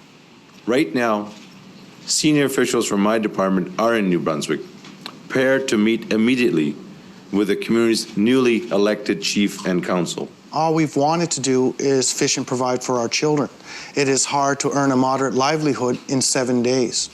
With 500 traps for a community of 1,500 people, the math just doesn't work. He says this isn't a commercial license at all. This is only for ceremonial and food purposes for the powwow. What do you think of this license? The reality is he's using a double language. He is on one hand saying, yes, there's a commercial component. On the second hand, he's saying that there's a food and social and ceremonial. Is this good enough? Oh, absolutely, positively, without a doubt in my mind, no. Well, this is a declaration way beyond his jurisdiction. Now, I say that based on the fact that as Mi'kmaq people, we have never given away our lands or our resources. People have to realize the nature of our treaties. They're peace and friendship. This isn't land surrender. This isn't any type of conditional surrender. We have never given up sovereignty. We have never given up traditional government. That doesn't exist within the context of our treaties. So how is it that the Minister of Fisheries and Oceans can just walk in and now tell us you can't fish? It's not up to them. Now they're giving us 7 days. 7 days. What happens on the 8th? You know, it's again we'll have to see and watch from the shorelines. It's like last year.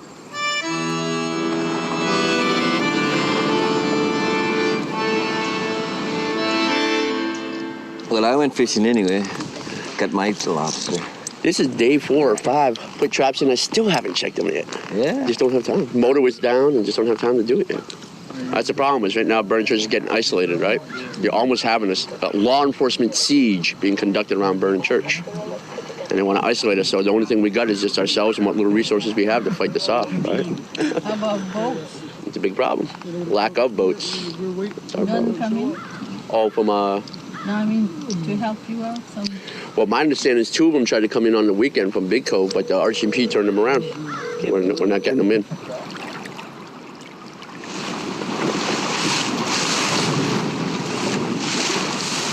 Well, I don't know what's going to happen with this DFO. I don't know. They only gave us a week or something like that, is it? But I'm going to haul them out Monday morning, just to be on the safe side anyway. Did you have any of your traps seized? The last fall, yeah. I had seized 100. Yeah. I put in 50. They seized them all. I put another 50 in and then seized them all again. Yeah. Never got them back.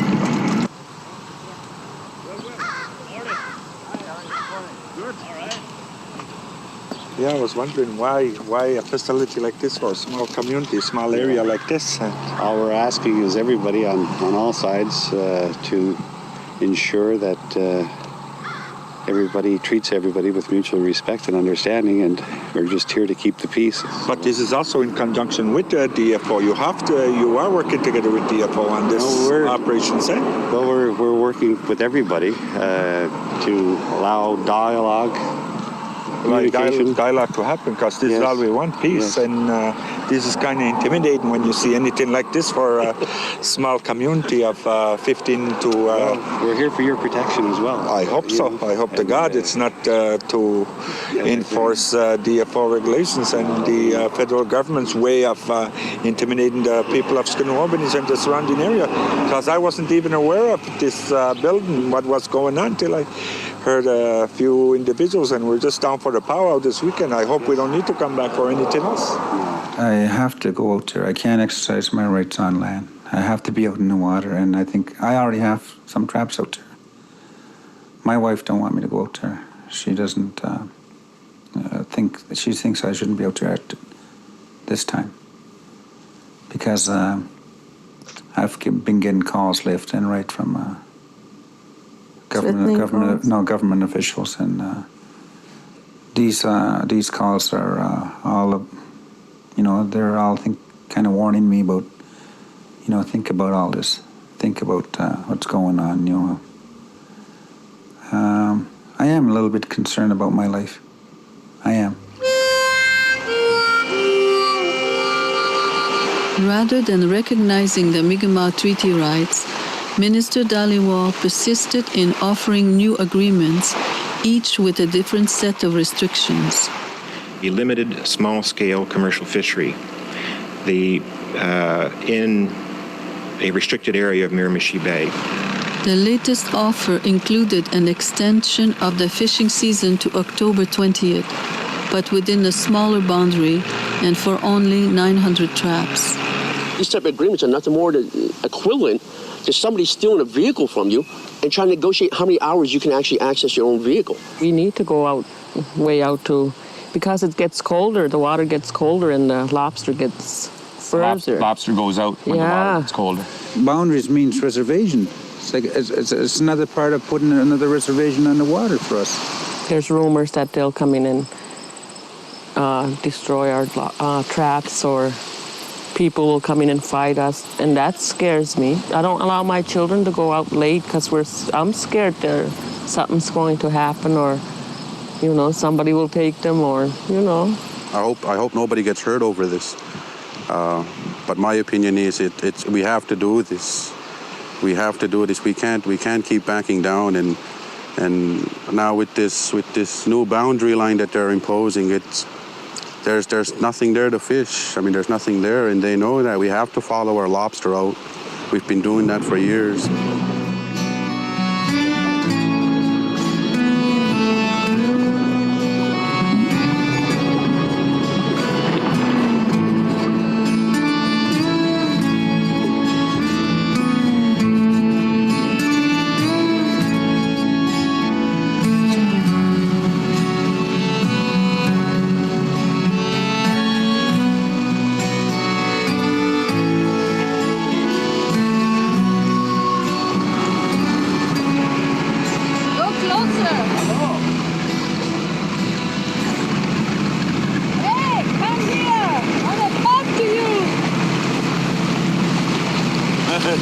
There's no reaction from them. You'll get no reaction from them. Huh? They're driving for a trucks over there.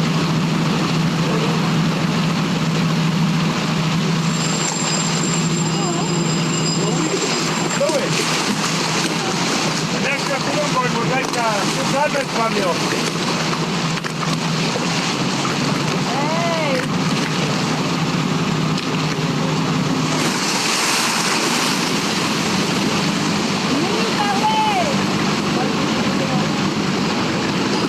They're refusing interview.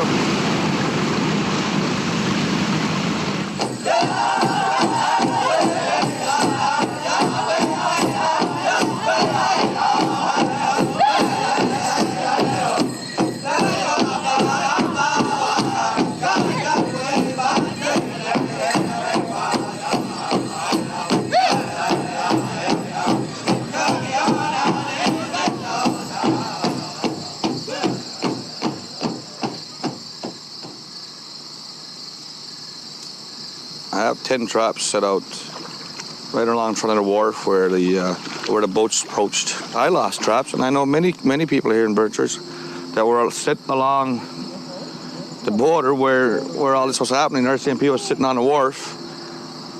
They have high-powered binoculars. They would have to see. It was still daylight. The non-natives, 22 boats, had come in and started grabbing our traps. They were maybe just a kilometer off our shoreline, so it wasn't very far away, and we could watch them from our shoreline. We're just sitting there, you could basically, as a spectator would, watch what's going on. So it's very evident the actions that were being taken place. The RCMP were just a little ways down on the wharf, were also watching what was going on, but did absolutely nothing. I called 911. They hanged up on me. My girlfriend called 911. They hanged up on her. Her father called. They hanged up on him. At that point in time, we realized we have to do something ourselves. So the Rangers, our Burnchurch Rangers, went out in, I believe it was 2 boats, maybe 3, very small boats, to go take on 22 non-native fishing boats. As they got out there, that's when the RCMP started to mobilize, not to go down the water and stop the non-native fishermen from destroying our gear, but to go after our guys. They said they're investigating. They haven't questioned nobody about traps being lost, you know. They certainly haven't come to see me anyway. I mean, you know, I don't care if they come to see me or not. They ain't going to help me out anyway. It's been proven last year and the year before they're not here to help Native people. It's going to be expensive. Last year I lost 70-some traps. I barely had enough to give to my father, to my aunt and uncle, the family, you know. But other than thinking that I made money off that, I don't know Native people in Burnchurch have made too much money on this. They talk about the Indians endangering their livelihood with no regard to Indians making a livelihood. They've mistaken our kindness for weakness. Why can't we fish? There's 240,000 traps out there as we speak today. 240,000 traps. We only have 5,600. And I just don't understand it. I don't understand why the big fuss, you know? Why is it that when we have our 5,600 traps in the water, it's conservation? When they have 240,000 in there, it's a livelihood. I just don't understand.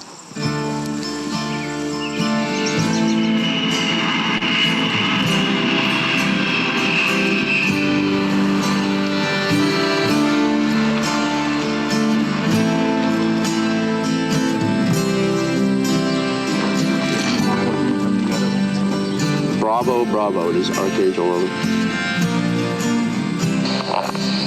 Go ahead. Yeah, we just get a confirmation there's 3 DFO boats leaving Niguac Wharf, over. Okay, 10-4, we're going to take a closer look from an advantage point, over. Roger that, over.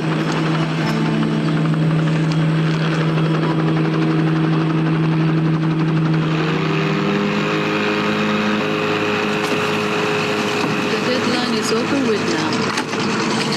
As you can see, we're still fishing. Actually, this is too far. They want us further inside where there's no lobster. What we want is the whole bed. It's good over there, the horseshoe they call that. And that's the place where they're protected. They don't want us near there because there's a lot of lobster there. And what they'll do is they will gather their forces to chase us out. And it's really hard when you have to look over your shoulder when you're fishing. You shouldn't be fishing like that.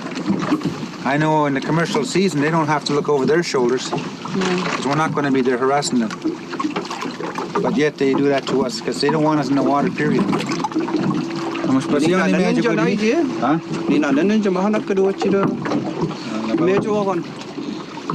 Well,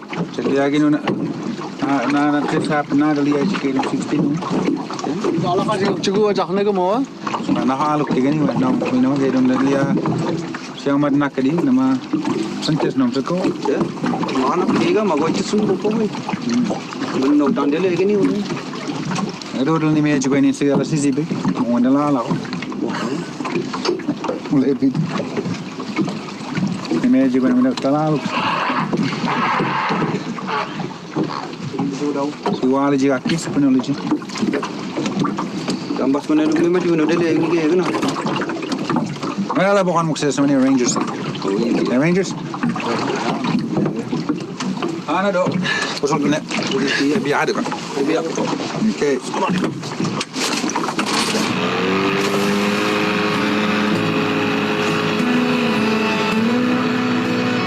The deadline came and went. No agreement was signed. The Mi'kmaq kept on fishing into October. The non-native fishers kept on protesting. They came in a flotilla. Gunshots were fired. It looked like a war zone on the water, while the children and their parents watched from the shore. Oh God, that is! I can't even count them. What are they all doing? Well, they're scared of Indians. They start fishing. Is that all the Indians? No, it's white people. Holy God. To this day, none of the boats and traps that were confiscated have been returned. In February 2002, John David Dedam was convicted and sentenced to 3 years in prison for throwing rocks. The result of the RCMP's investigation was that there was no proof of wrongdoing on the part of the Department of Fisheries and Oceans. Subsequently, there was no ground for legal action against the DFO. The Court of Queen's Bench overturned last year's lower court decision, which provided funding for legal counsel. Consequently, the Mi'kmaq would have to stand trial at their own expense. But of course, they too will appeal. First, doing this is a waste of money. Really, if you look at it, taxpayers' money. Geez, they spent, I think, 15 million last year. Imagine, yeah. Where's the government going to get that back? That should have went to the hospitals and education. Yeah. Instead of fighting Indians, I mean, his rights are there. He put a lot of money fighting the man's rights, where he should have went the other way. You asked the government to go for a good cause, like. They said no money. Where do you get money to fight the Indian? Eh? It sounds crazy to me. You? Yes. Where you get the money to fight Indians? You should have went to health care or something. We don't need strength anymore. We don't need any more strength. We came from bad situations. We know what it's like. We know what it's like to live in, with, seeing your parents drinking, seeing, no food for 4 days. We know this stuff. We have the strength. We know that that's where our strength comes from. It's a fucking hell of a way to get strength, but, that's how you get it, And we have that. We don't need any more. We need hope. I'm determined not to stay in a life of poverty. And I believe that every member in a Skanua village wants to experience something different than poverty. I will continue to fish, and I will continue to hunt and gather, because it's not just a livelihood, it's our way of life. This is what defines us as Mi'kmaq. That needs to be respected in this country.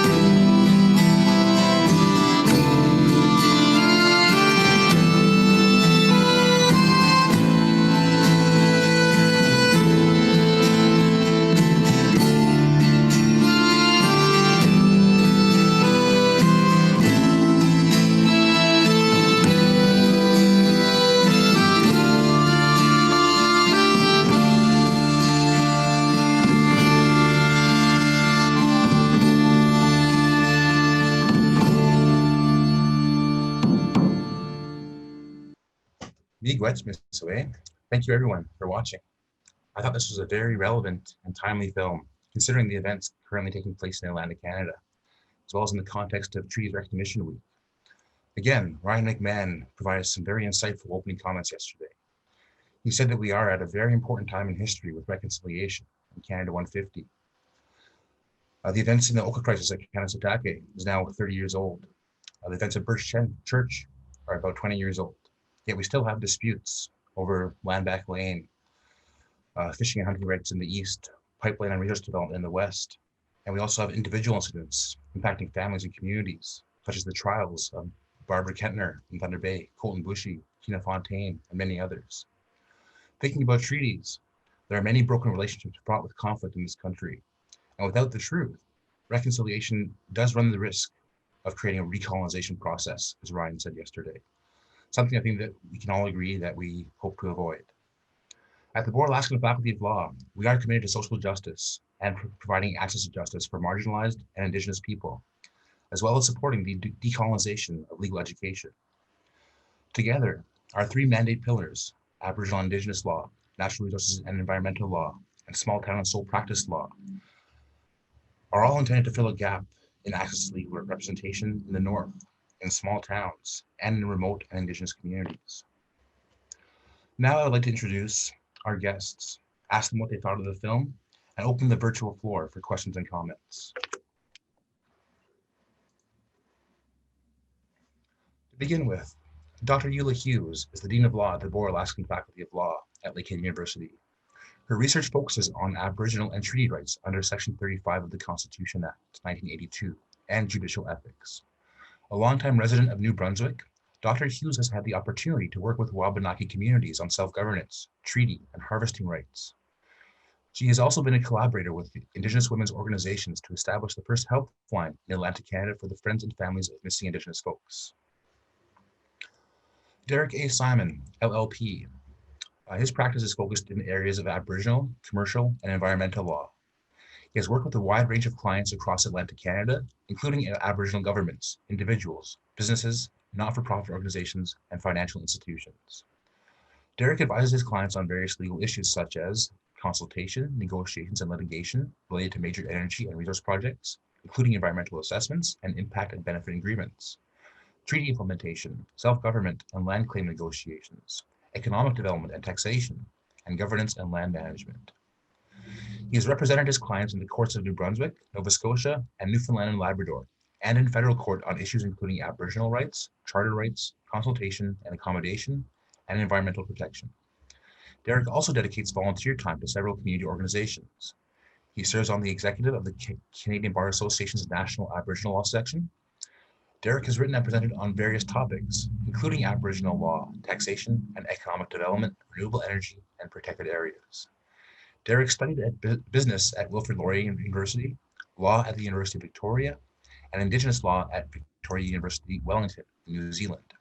He has certificates in negotiation from Osgoode Hall Law School and Indigenous negotiation skills training from the Banff Center. And last but not least, Amy Sweet is a Mi'kmaq woman who graduated from the Boer Alaskan Faculty of Law in 2020. We are very proud of her. She's originally from the New Brunswick and is now living in Guelph, Ontario. Amy was recently called to the bar on Friday, October 30th, and is currently setting up a solo practice in the same office that she completed her practice placement in. She will be focusing on criminal defense work as well as wills and estates. So Dean Hughes, what did you think of the film? Well, thank you, Raman Migrech, and thank you to everyone for organizing this Treaty Week. I'm really struck by how much is still the same 20 years later, and I'm also struck by some of the things that have changed over the last 20 years. And you know, we've been watching the news about out of Nova Scotia and what's happening with the lobster fishery at the moment. And there are so many resonances between that and what was happening in Esconobidich 20 years ago, which is really disturbing, right? It's disturbing that we can have a rerun, essentially, of much of this dispute. And There's also happy things, I think, that are still the same that struck me out of this film, right? So just the level of community dedication to upholding the treaties, to asserting rights, to working together, to bringing collective expertise to bear. I think all of those things are also still resonating in the current moment. So that's really the continuities that struck me. And then some of the changes, right? So thinking back, and I'm old enough to actually vividly remember the Marshall decision coming out, the level of treaty awareness that existed among settler Canadians at the time was basically non-existent. And I do think we've come quite a ways from that moment. I do think there's been a significant advance in treaty education. I think there's been a significant advancement in sort of overall awareness among settler Canadians. And I also think the other thing that's really shifted is an appreciation, emergent as it may be, of Indigenous law as a source of law in Canada, recognizable by the Canadian courts, which really wasn't on the agenda in 99 or 2000 or 2001. So I think those are some of the things that struck me as having changed. But I'm really looking forward to hearing what everybody else has to say. Your question, Hughes. Derek, can I ask what you thought of the film?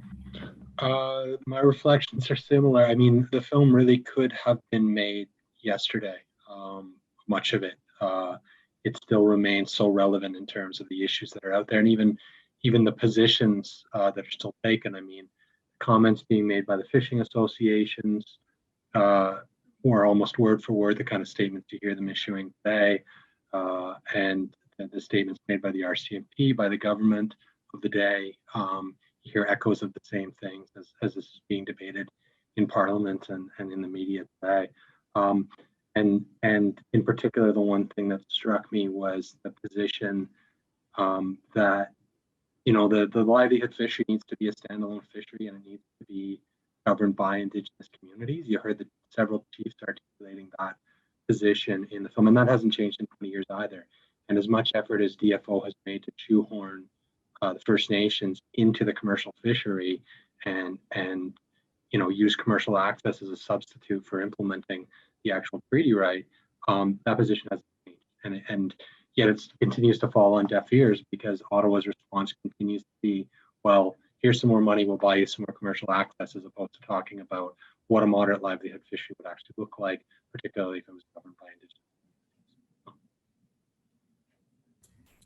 Any question, Derek? Amy, again, it's a pleasure to have you. Can I trouble you for your thoughts on the film?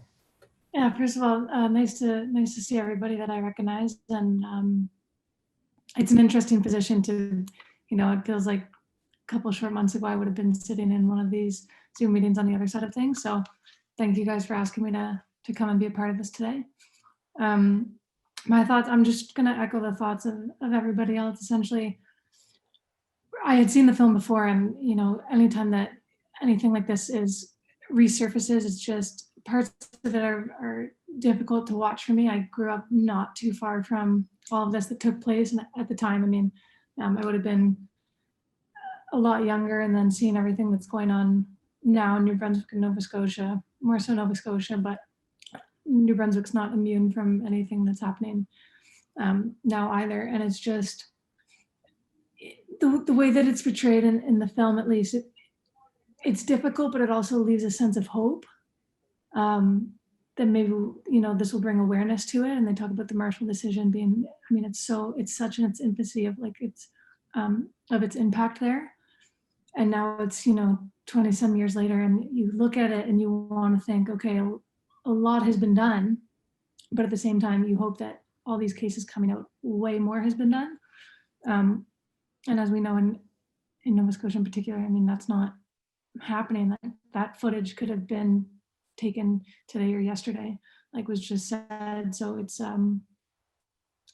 watching it through the lens of right now, I'm almost more discouraged by it than when I saw it before. And then looking at all the cases coming out now, not just about, you know, commercial fishing or anything like that, you want to think that, okay, 20 years from now, 30 years from now, what's going to be done. And I hope it's not the same that's been done for these things. And that's not to look at the Supreme Court decisions now saying, you know, what are these for? I think that it's important, and the more we recognize and talk about it, I think more will happen, but it's discouraging, and it's more hard to watch than ever before for me, I think. Good question, Amy. Thank you for sharing that. At this time, I'd like to open it up to the virtual floor for any questions. If you do have a question, please raise your hand in the participants function. Again, the 3 dots says more. There should be a icon that says raise hand. You can do that, or you can type your question in the chat function as well.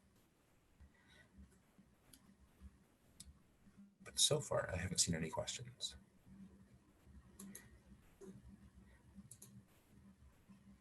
While people are maybe figuring out what their questions are, I'm wondering whether I could ask Derek to give us a bit of a sense from Halifax, kind of where things are at, what you're hearing from the community.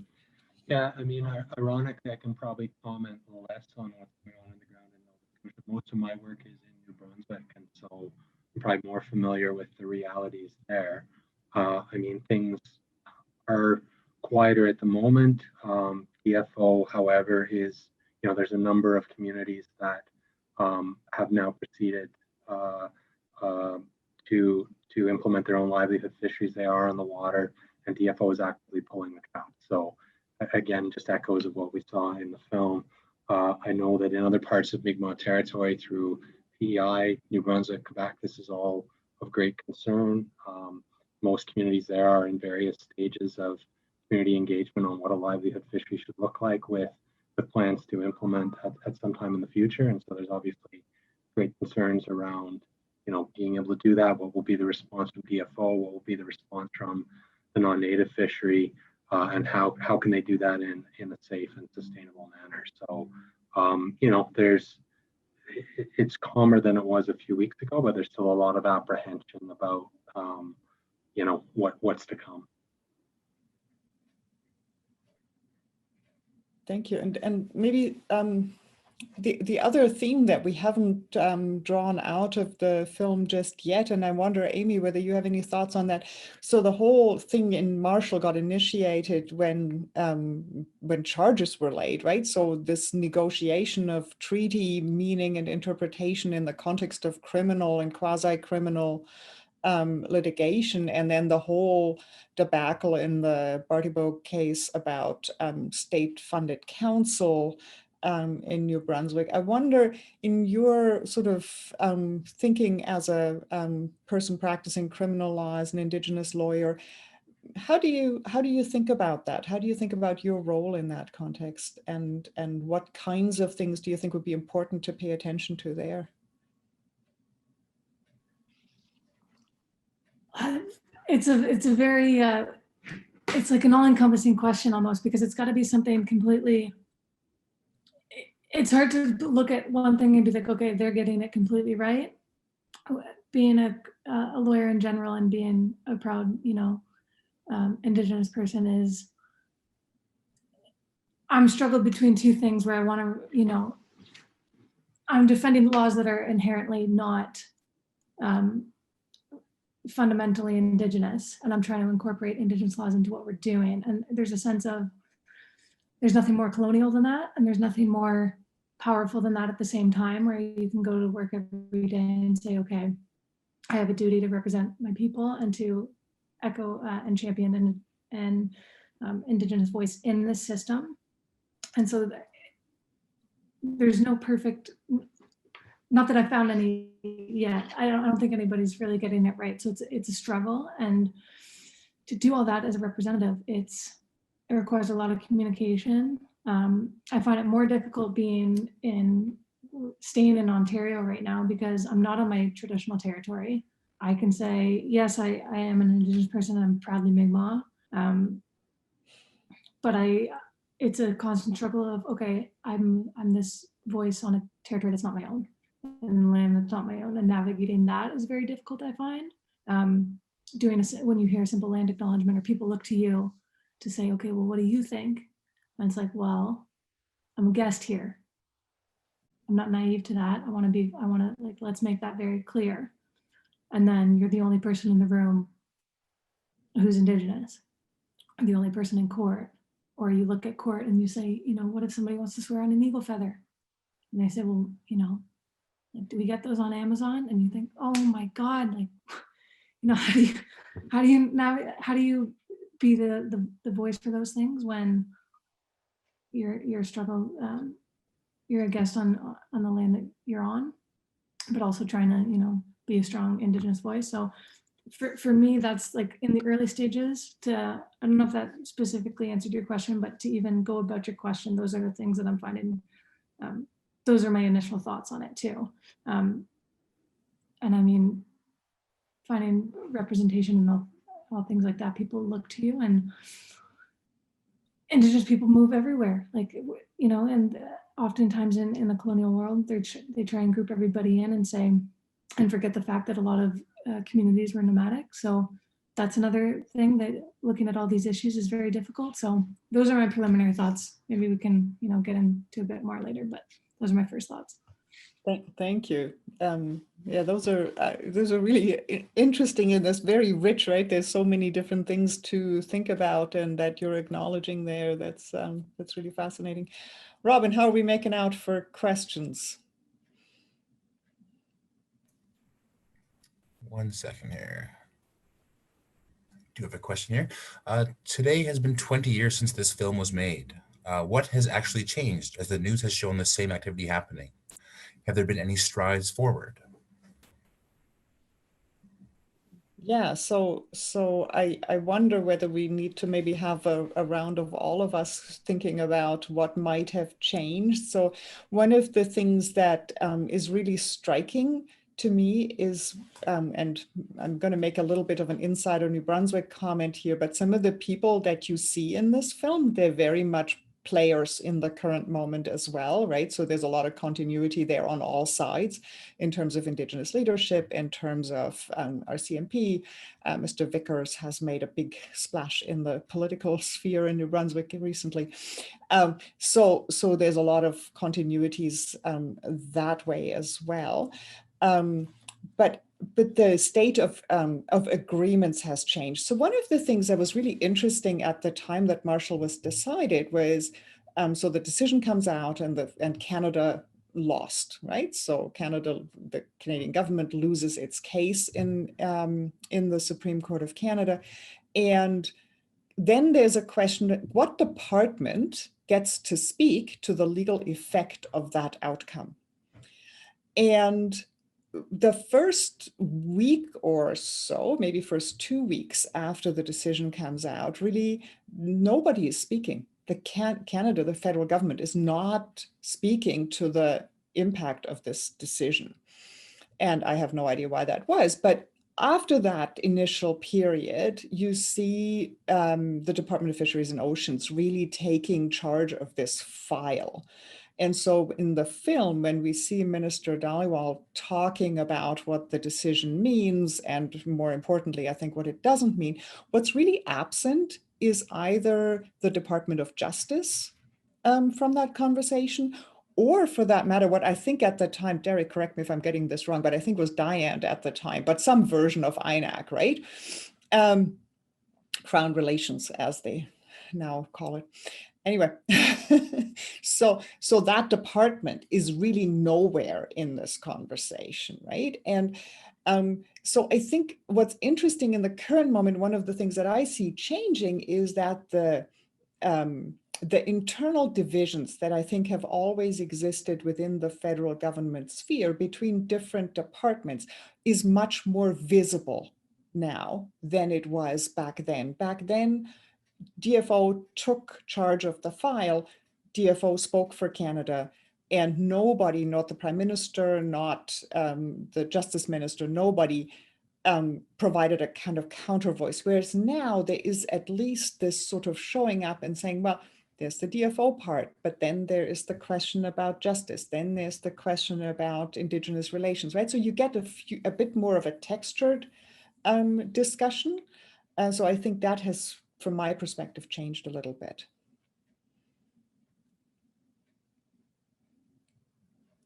Either of you want to chime in?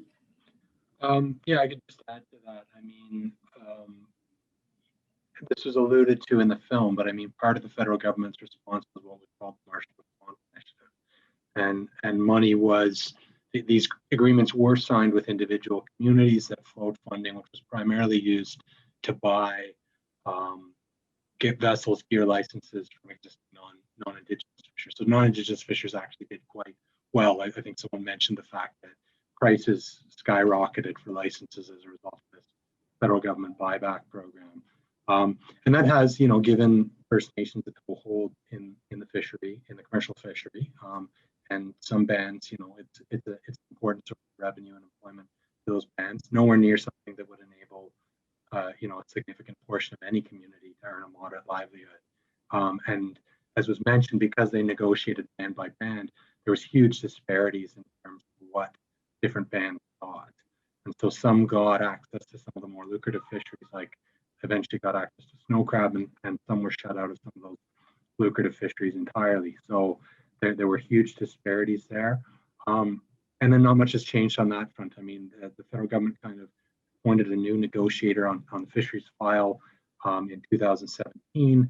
And the approach is still very much, here's some money to buy commercial licenses. And as I mentioned earlier, that's really not the Mi'kmaq vision for what a livelihood fishery looks like.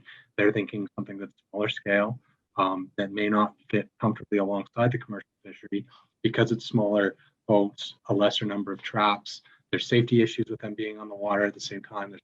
There's other, practical issues with them being on the water at the same time.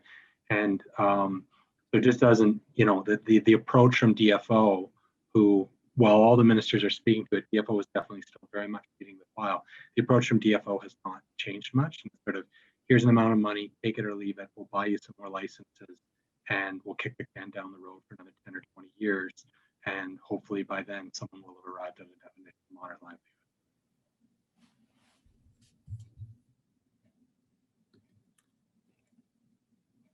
Amy, do you want to chime in also? Just kind of going on Derek's last point there, providing funding and say, okay, here's all here's go nuts, here's your funding, here's your licenses, here's everything you need, kind of. That inherently, I think, is one of the biggest issues, and I hope that it's doing better. And I think awareness is something that's changed more than anything, but saying, he said it directly, that's not kind of the Mi'kmaq way to look at it. It's got to be separate and distinct from what's actually going on, and having that. I don't think the answer is to eradicate all normal, fishing and registration for non-Indigenous people. I think it has to be separate and distinct, with a very big emphasis and giving leeway to Indigenous fisheries. But it's got to be separate and distinct from what's completely happening. And I think that there's, out of anything that's kind of changed, is more recognition for it. And I hope, back to the being hopeful, I hope that that's, there's a process that's being created that, could kind of achieve that. But it's got to look completely different than what the norm is, I guess. Thank you. So Robin, go ahead. Oh, I was just saying, if there's nothing else, if there's a couple more questions coming in, but if you want to. Go ahead. You want to just. Sure. So that last question was from Yvonne, actually. And this next question is from Jasmine. She says, I agree that the film felt discouraging watching this the second time around, with how history is repeating itself. It brings up the question, what else is there? I'm curious to know the opinion from a legal position.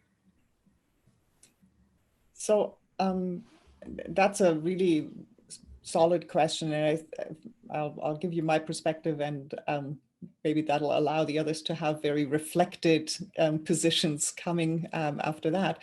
But I think the first thing it really highlights is that it's correct when one of the people in the film comments that rights is not an endpoint.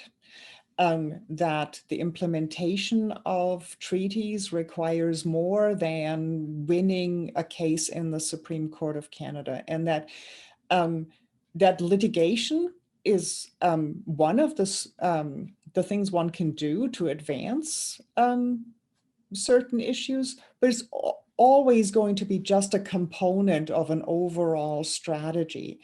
And the risk, I think, that we've seen also demonstrated with this history is that by telling people in the community you have a right, when we're not committed to the rule of law in the sense of follow-up, of really ensuring that those rights then are capable of being exercised on the ground in a meaningful and consistent way peacefully, that is putting people at risk, right? So we have to really interrogate, are we as a society committed as part of reconciliation or any other framework, are we committed to the rule of law in the sense of really enforcing the right of Mi'kmaq fishers to access their rights, which, you know, is part of the rule of law. And I'm not sure that we are that committed to that, or that our history in the Atlantic provinces is evidence of that commitment at the very least, right? So that is one thing I would worry about, is that it requires, I think, for settlers to be willing to lose court cases and then follow through on having lost the court case. And I'm really not yet seeing that as a commitment. And I think that'd be an important part of what needs to happen. I think recognition of Indigenous law, of Mi'kmaq law, is a really key piece of this.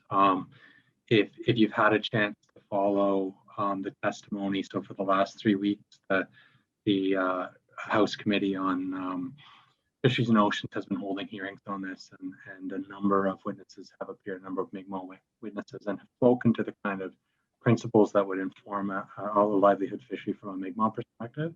And so it's worth, for those that are interested, checking out, those are available on the parliamentary website. And a lot of them have spoken in particular to the concept of the Dugalim, and the concept that is basically about, taking what you need to provide for your family, for your community, while still leaving enough for future generations. And so it kind of has that concept of both livelihood and conservation embedded in it. And it's recognition. The only way I can see it, it's obvious that trying to shoehorn the Mi'kmaq fishery into the existing commercial fishing rules has been a failure. I think it's the evidence is right here in Nova Scotia, and the fact that we're reliving what happened 20 years ago. So, I mean, to me, the way out is to start to look at recognition of Indigenous law and recognition of the types of, of Mi'kmaq law concepts that can inform a self-governing fishery. So. Amy, do you want to chime in as well? Yeah, just briefly, kind of just what I was saying, like separate and distinct from everything that's happening right now. And those who are leading the conversation need to be the First Nation groups in the area. If the whole colonial fisheries industry is basically founded on, profit and economic gain, and that's the complete opposite from what any relationship with land and animals that Indigenous people have. And everybody's concerned about, environmentalism and conservationism and all that. But if you just listen to the First Nation, that they've been doing it for tens of thousands of years, since time immemorial. That's what it is. You take what you need, and that's it. And if the land isn't producing, you're doing it wrong.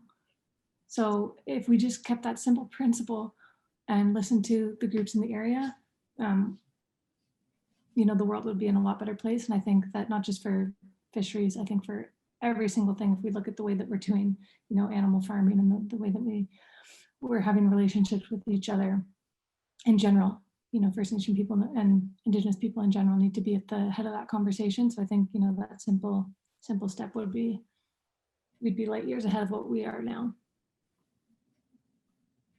And this, just for those of us who may not have seen as much of that discussion about Indigenous law, there's really good examples in the film, I think, about what that looks like, right? So one of the important pieces is that I think in the Western conception of law, we have the idea of law as something that comes down on us from up high somehow, and then we just have to live with that. and what really struck me was people talking about their self-regulation, right? Looking at their relationship with the resource, with the land, with the water, and then saying, I can see that we're overfishing, therefore I'm not going to exercise my right, however conceived, for the moment. And I'm going to give back my license, is what the one guy said, right? And then at another time, it may be possible to harvest, right? But a big part of that is rethinking of law as not something that comes off the mountain somehow, but is something that is a big part of it is self-regulation and living by sort of big principles as opposed to finely tuned regulatory frameworks that are highly directive. And I think that's a big contrast. And I think, Amy, that's also what you're talking about when you're saying we need to pay attention to what people locally are offering in the way of leadership that allows for that self-regulation, both at an individual and at a community level to occur. And to add to that, I mean, to a large degree, the lobster fishery is self-regulating at the moment, but it's regulated by the fishermen's unions. And somehow the idea that Indigenous communities might be able to similarly, self-regulate a livelihood fishery is somehow foreign to DFO. I'm not sure why that is. And another point to add to what Amy was saying was the reason the lobster fishery has become so central is because we, and by we I mean settlers, fished virtually every other commercially viable species, including most of lobster's predators, to the verge of extinction. So it's not like DFO has a particularly good track record to lean on in terms of regulation of the fishery. So I'm not sure what we're so afraid of when it comes to recognition of Indigenous law, recognition of self-regulation by Indigenous communities, given that has worked for the lobster, for the non-Indigenous lobster fishery for the last several decades. And given that when DFO was in charge of some of these same fisheries, the mismanagement was astounding. So thank you. Thank you both. Yes, big question to all of you. I think we have time for one more question. I believe it's a two-parter from an anonymous submitter. I'm wondering what happened. It seems like we haven't heard anything in 20 years, and it's in the news again. So how did it stay quiet, and now we're hearing about it? Second part is, also, what can we do as to support the Mi'kmaq people? Who wants to tackle that, or one part of it? Or let's get started. Yeah. One way to support is to ask the community directly. Go learn your local communities and just say, what do you need? How can I help? Not as I think a big no-no in my mind is going and saying, I'm going to do this for you, or going to tick a box on your resume, or doing that and just being like, okay, pat on the back, I can feel good because I helped for First Nation people today. It's actually going and amplifying their voices and making sure that they're heard more than anything. So I think, making sure that the First Nations groups in the area are heard above your own instead of, speaking for them. That way there's nothing lost in communication and things like that. And every community is different. So, some communities don't like being approached and don't like being asked questions themselves. You really need to be an observer and a listener and saying, what do you need from me? And that's difficult. And that's not okay, here's your answer and go for it. It's a very, very difficult thing to do, and to do it appropriately, but it doesn't mean that we shouldn't try. So I don't want to get too technical on how you can do it, but listen and learn and, amplify voices as much as you can, I think is an appropriate way to do it. And some people don't, some First Nations groups don't have the confidence to, because, look at the history. I mean, they've been bogged down so many times over the years. So do it well, but do it gently, I guess is my answer to that. Thank you. Derek, do you want to have a go at the other part? Sure. Yeah, I mean, essentially what's happened since then was the Marshall Response Initiative, which I already outlined, which was sort of these individual band-by-band agreements to purchase access to the commercial fishery. Then following that, it was to set up treaty tables with kind of umbrella organizations throughout the region. So there's a table for Quebec, there's tables in New Brunswick, table in PEI, and the table in Nova Scotia, all established kind of around 2006, 2008, that time period, to take a longer term view and look at what implementing the peace and friendship treaties, not just the martial rights, but the peace and friendship treaties as a whole might look like. And unfortunately, the reality is, for up until 2015, really under the Harper government, there wasn't much of an interest in advancing negotiations with those tables. It changed slightly, when the Trudeau government came to power. They did appoint a new negotiator, as I mentioned, in 2017. But again, the approach from DFO hasn't changed much in terms of its ultimatums, it's take it or leave it offers. Here's the amount, and anything First Nations put on the table is deemed to be outside their mandate. So I guess the short answer is, for most of the time since the decision, First Nations have been at the table, and the reality is that patience for negotiations that seem to be stalled or going nowhere has run out. Thank you.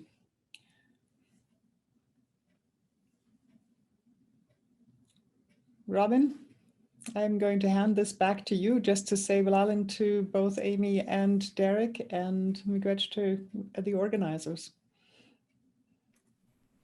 Yes, thank you, everyone. Thank you. If there's no other questions, get you miigwech, Miss Away. A big thank you to everyone for watching. Miigwech to our guests, Dean Eula Hughes, Derek Simon, and Amy Sweet for sharing their stories, their voices, and their spirit with us today. Miigwech to the National Film Board of Canada for sharing this important film with us today. Miigwech to Lakehead University, the Office of Indigenous Initiatives, for Alaskan Faculty of Law, and the Library for their sponsorship and support of this and all events throughout Treaties Recognition Week. Finally, a special miigwech to Sheila Pelche-Demera and Anna Chief for all their hard work behind the scenes today and throughout the week. Miigwech.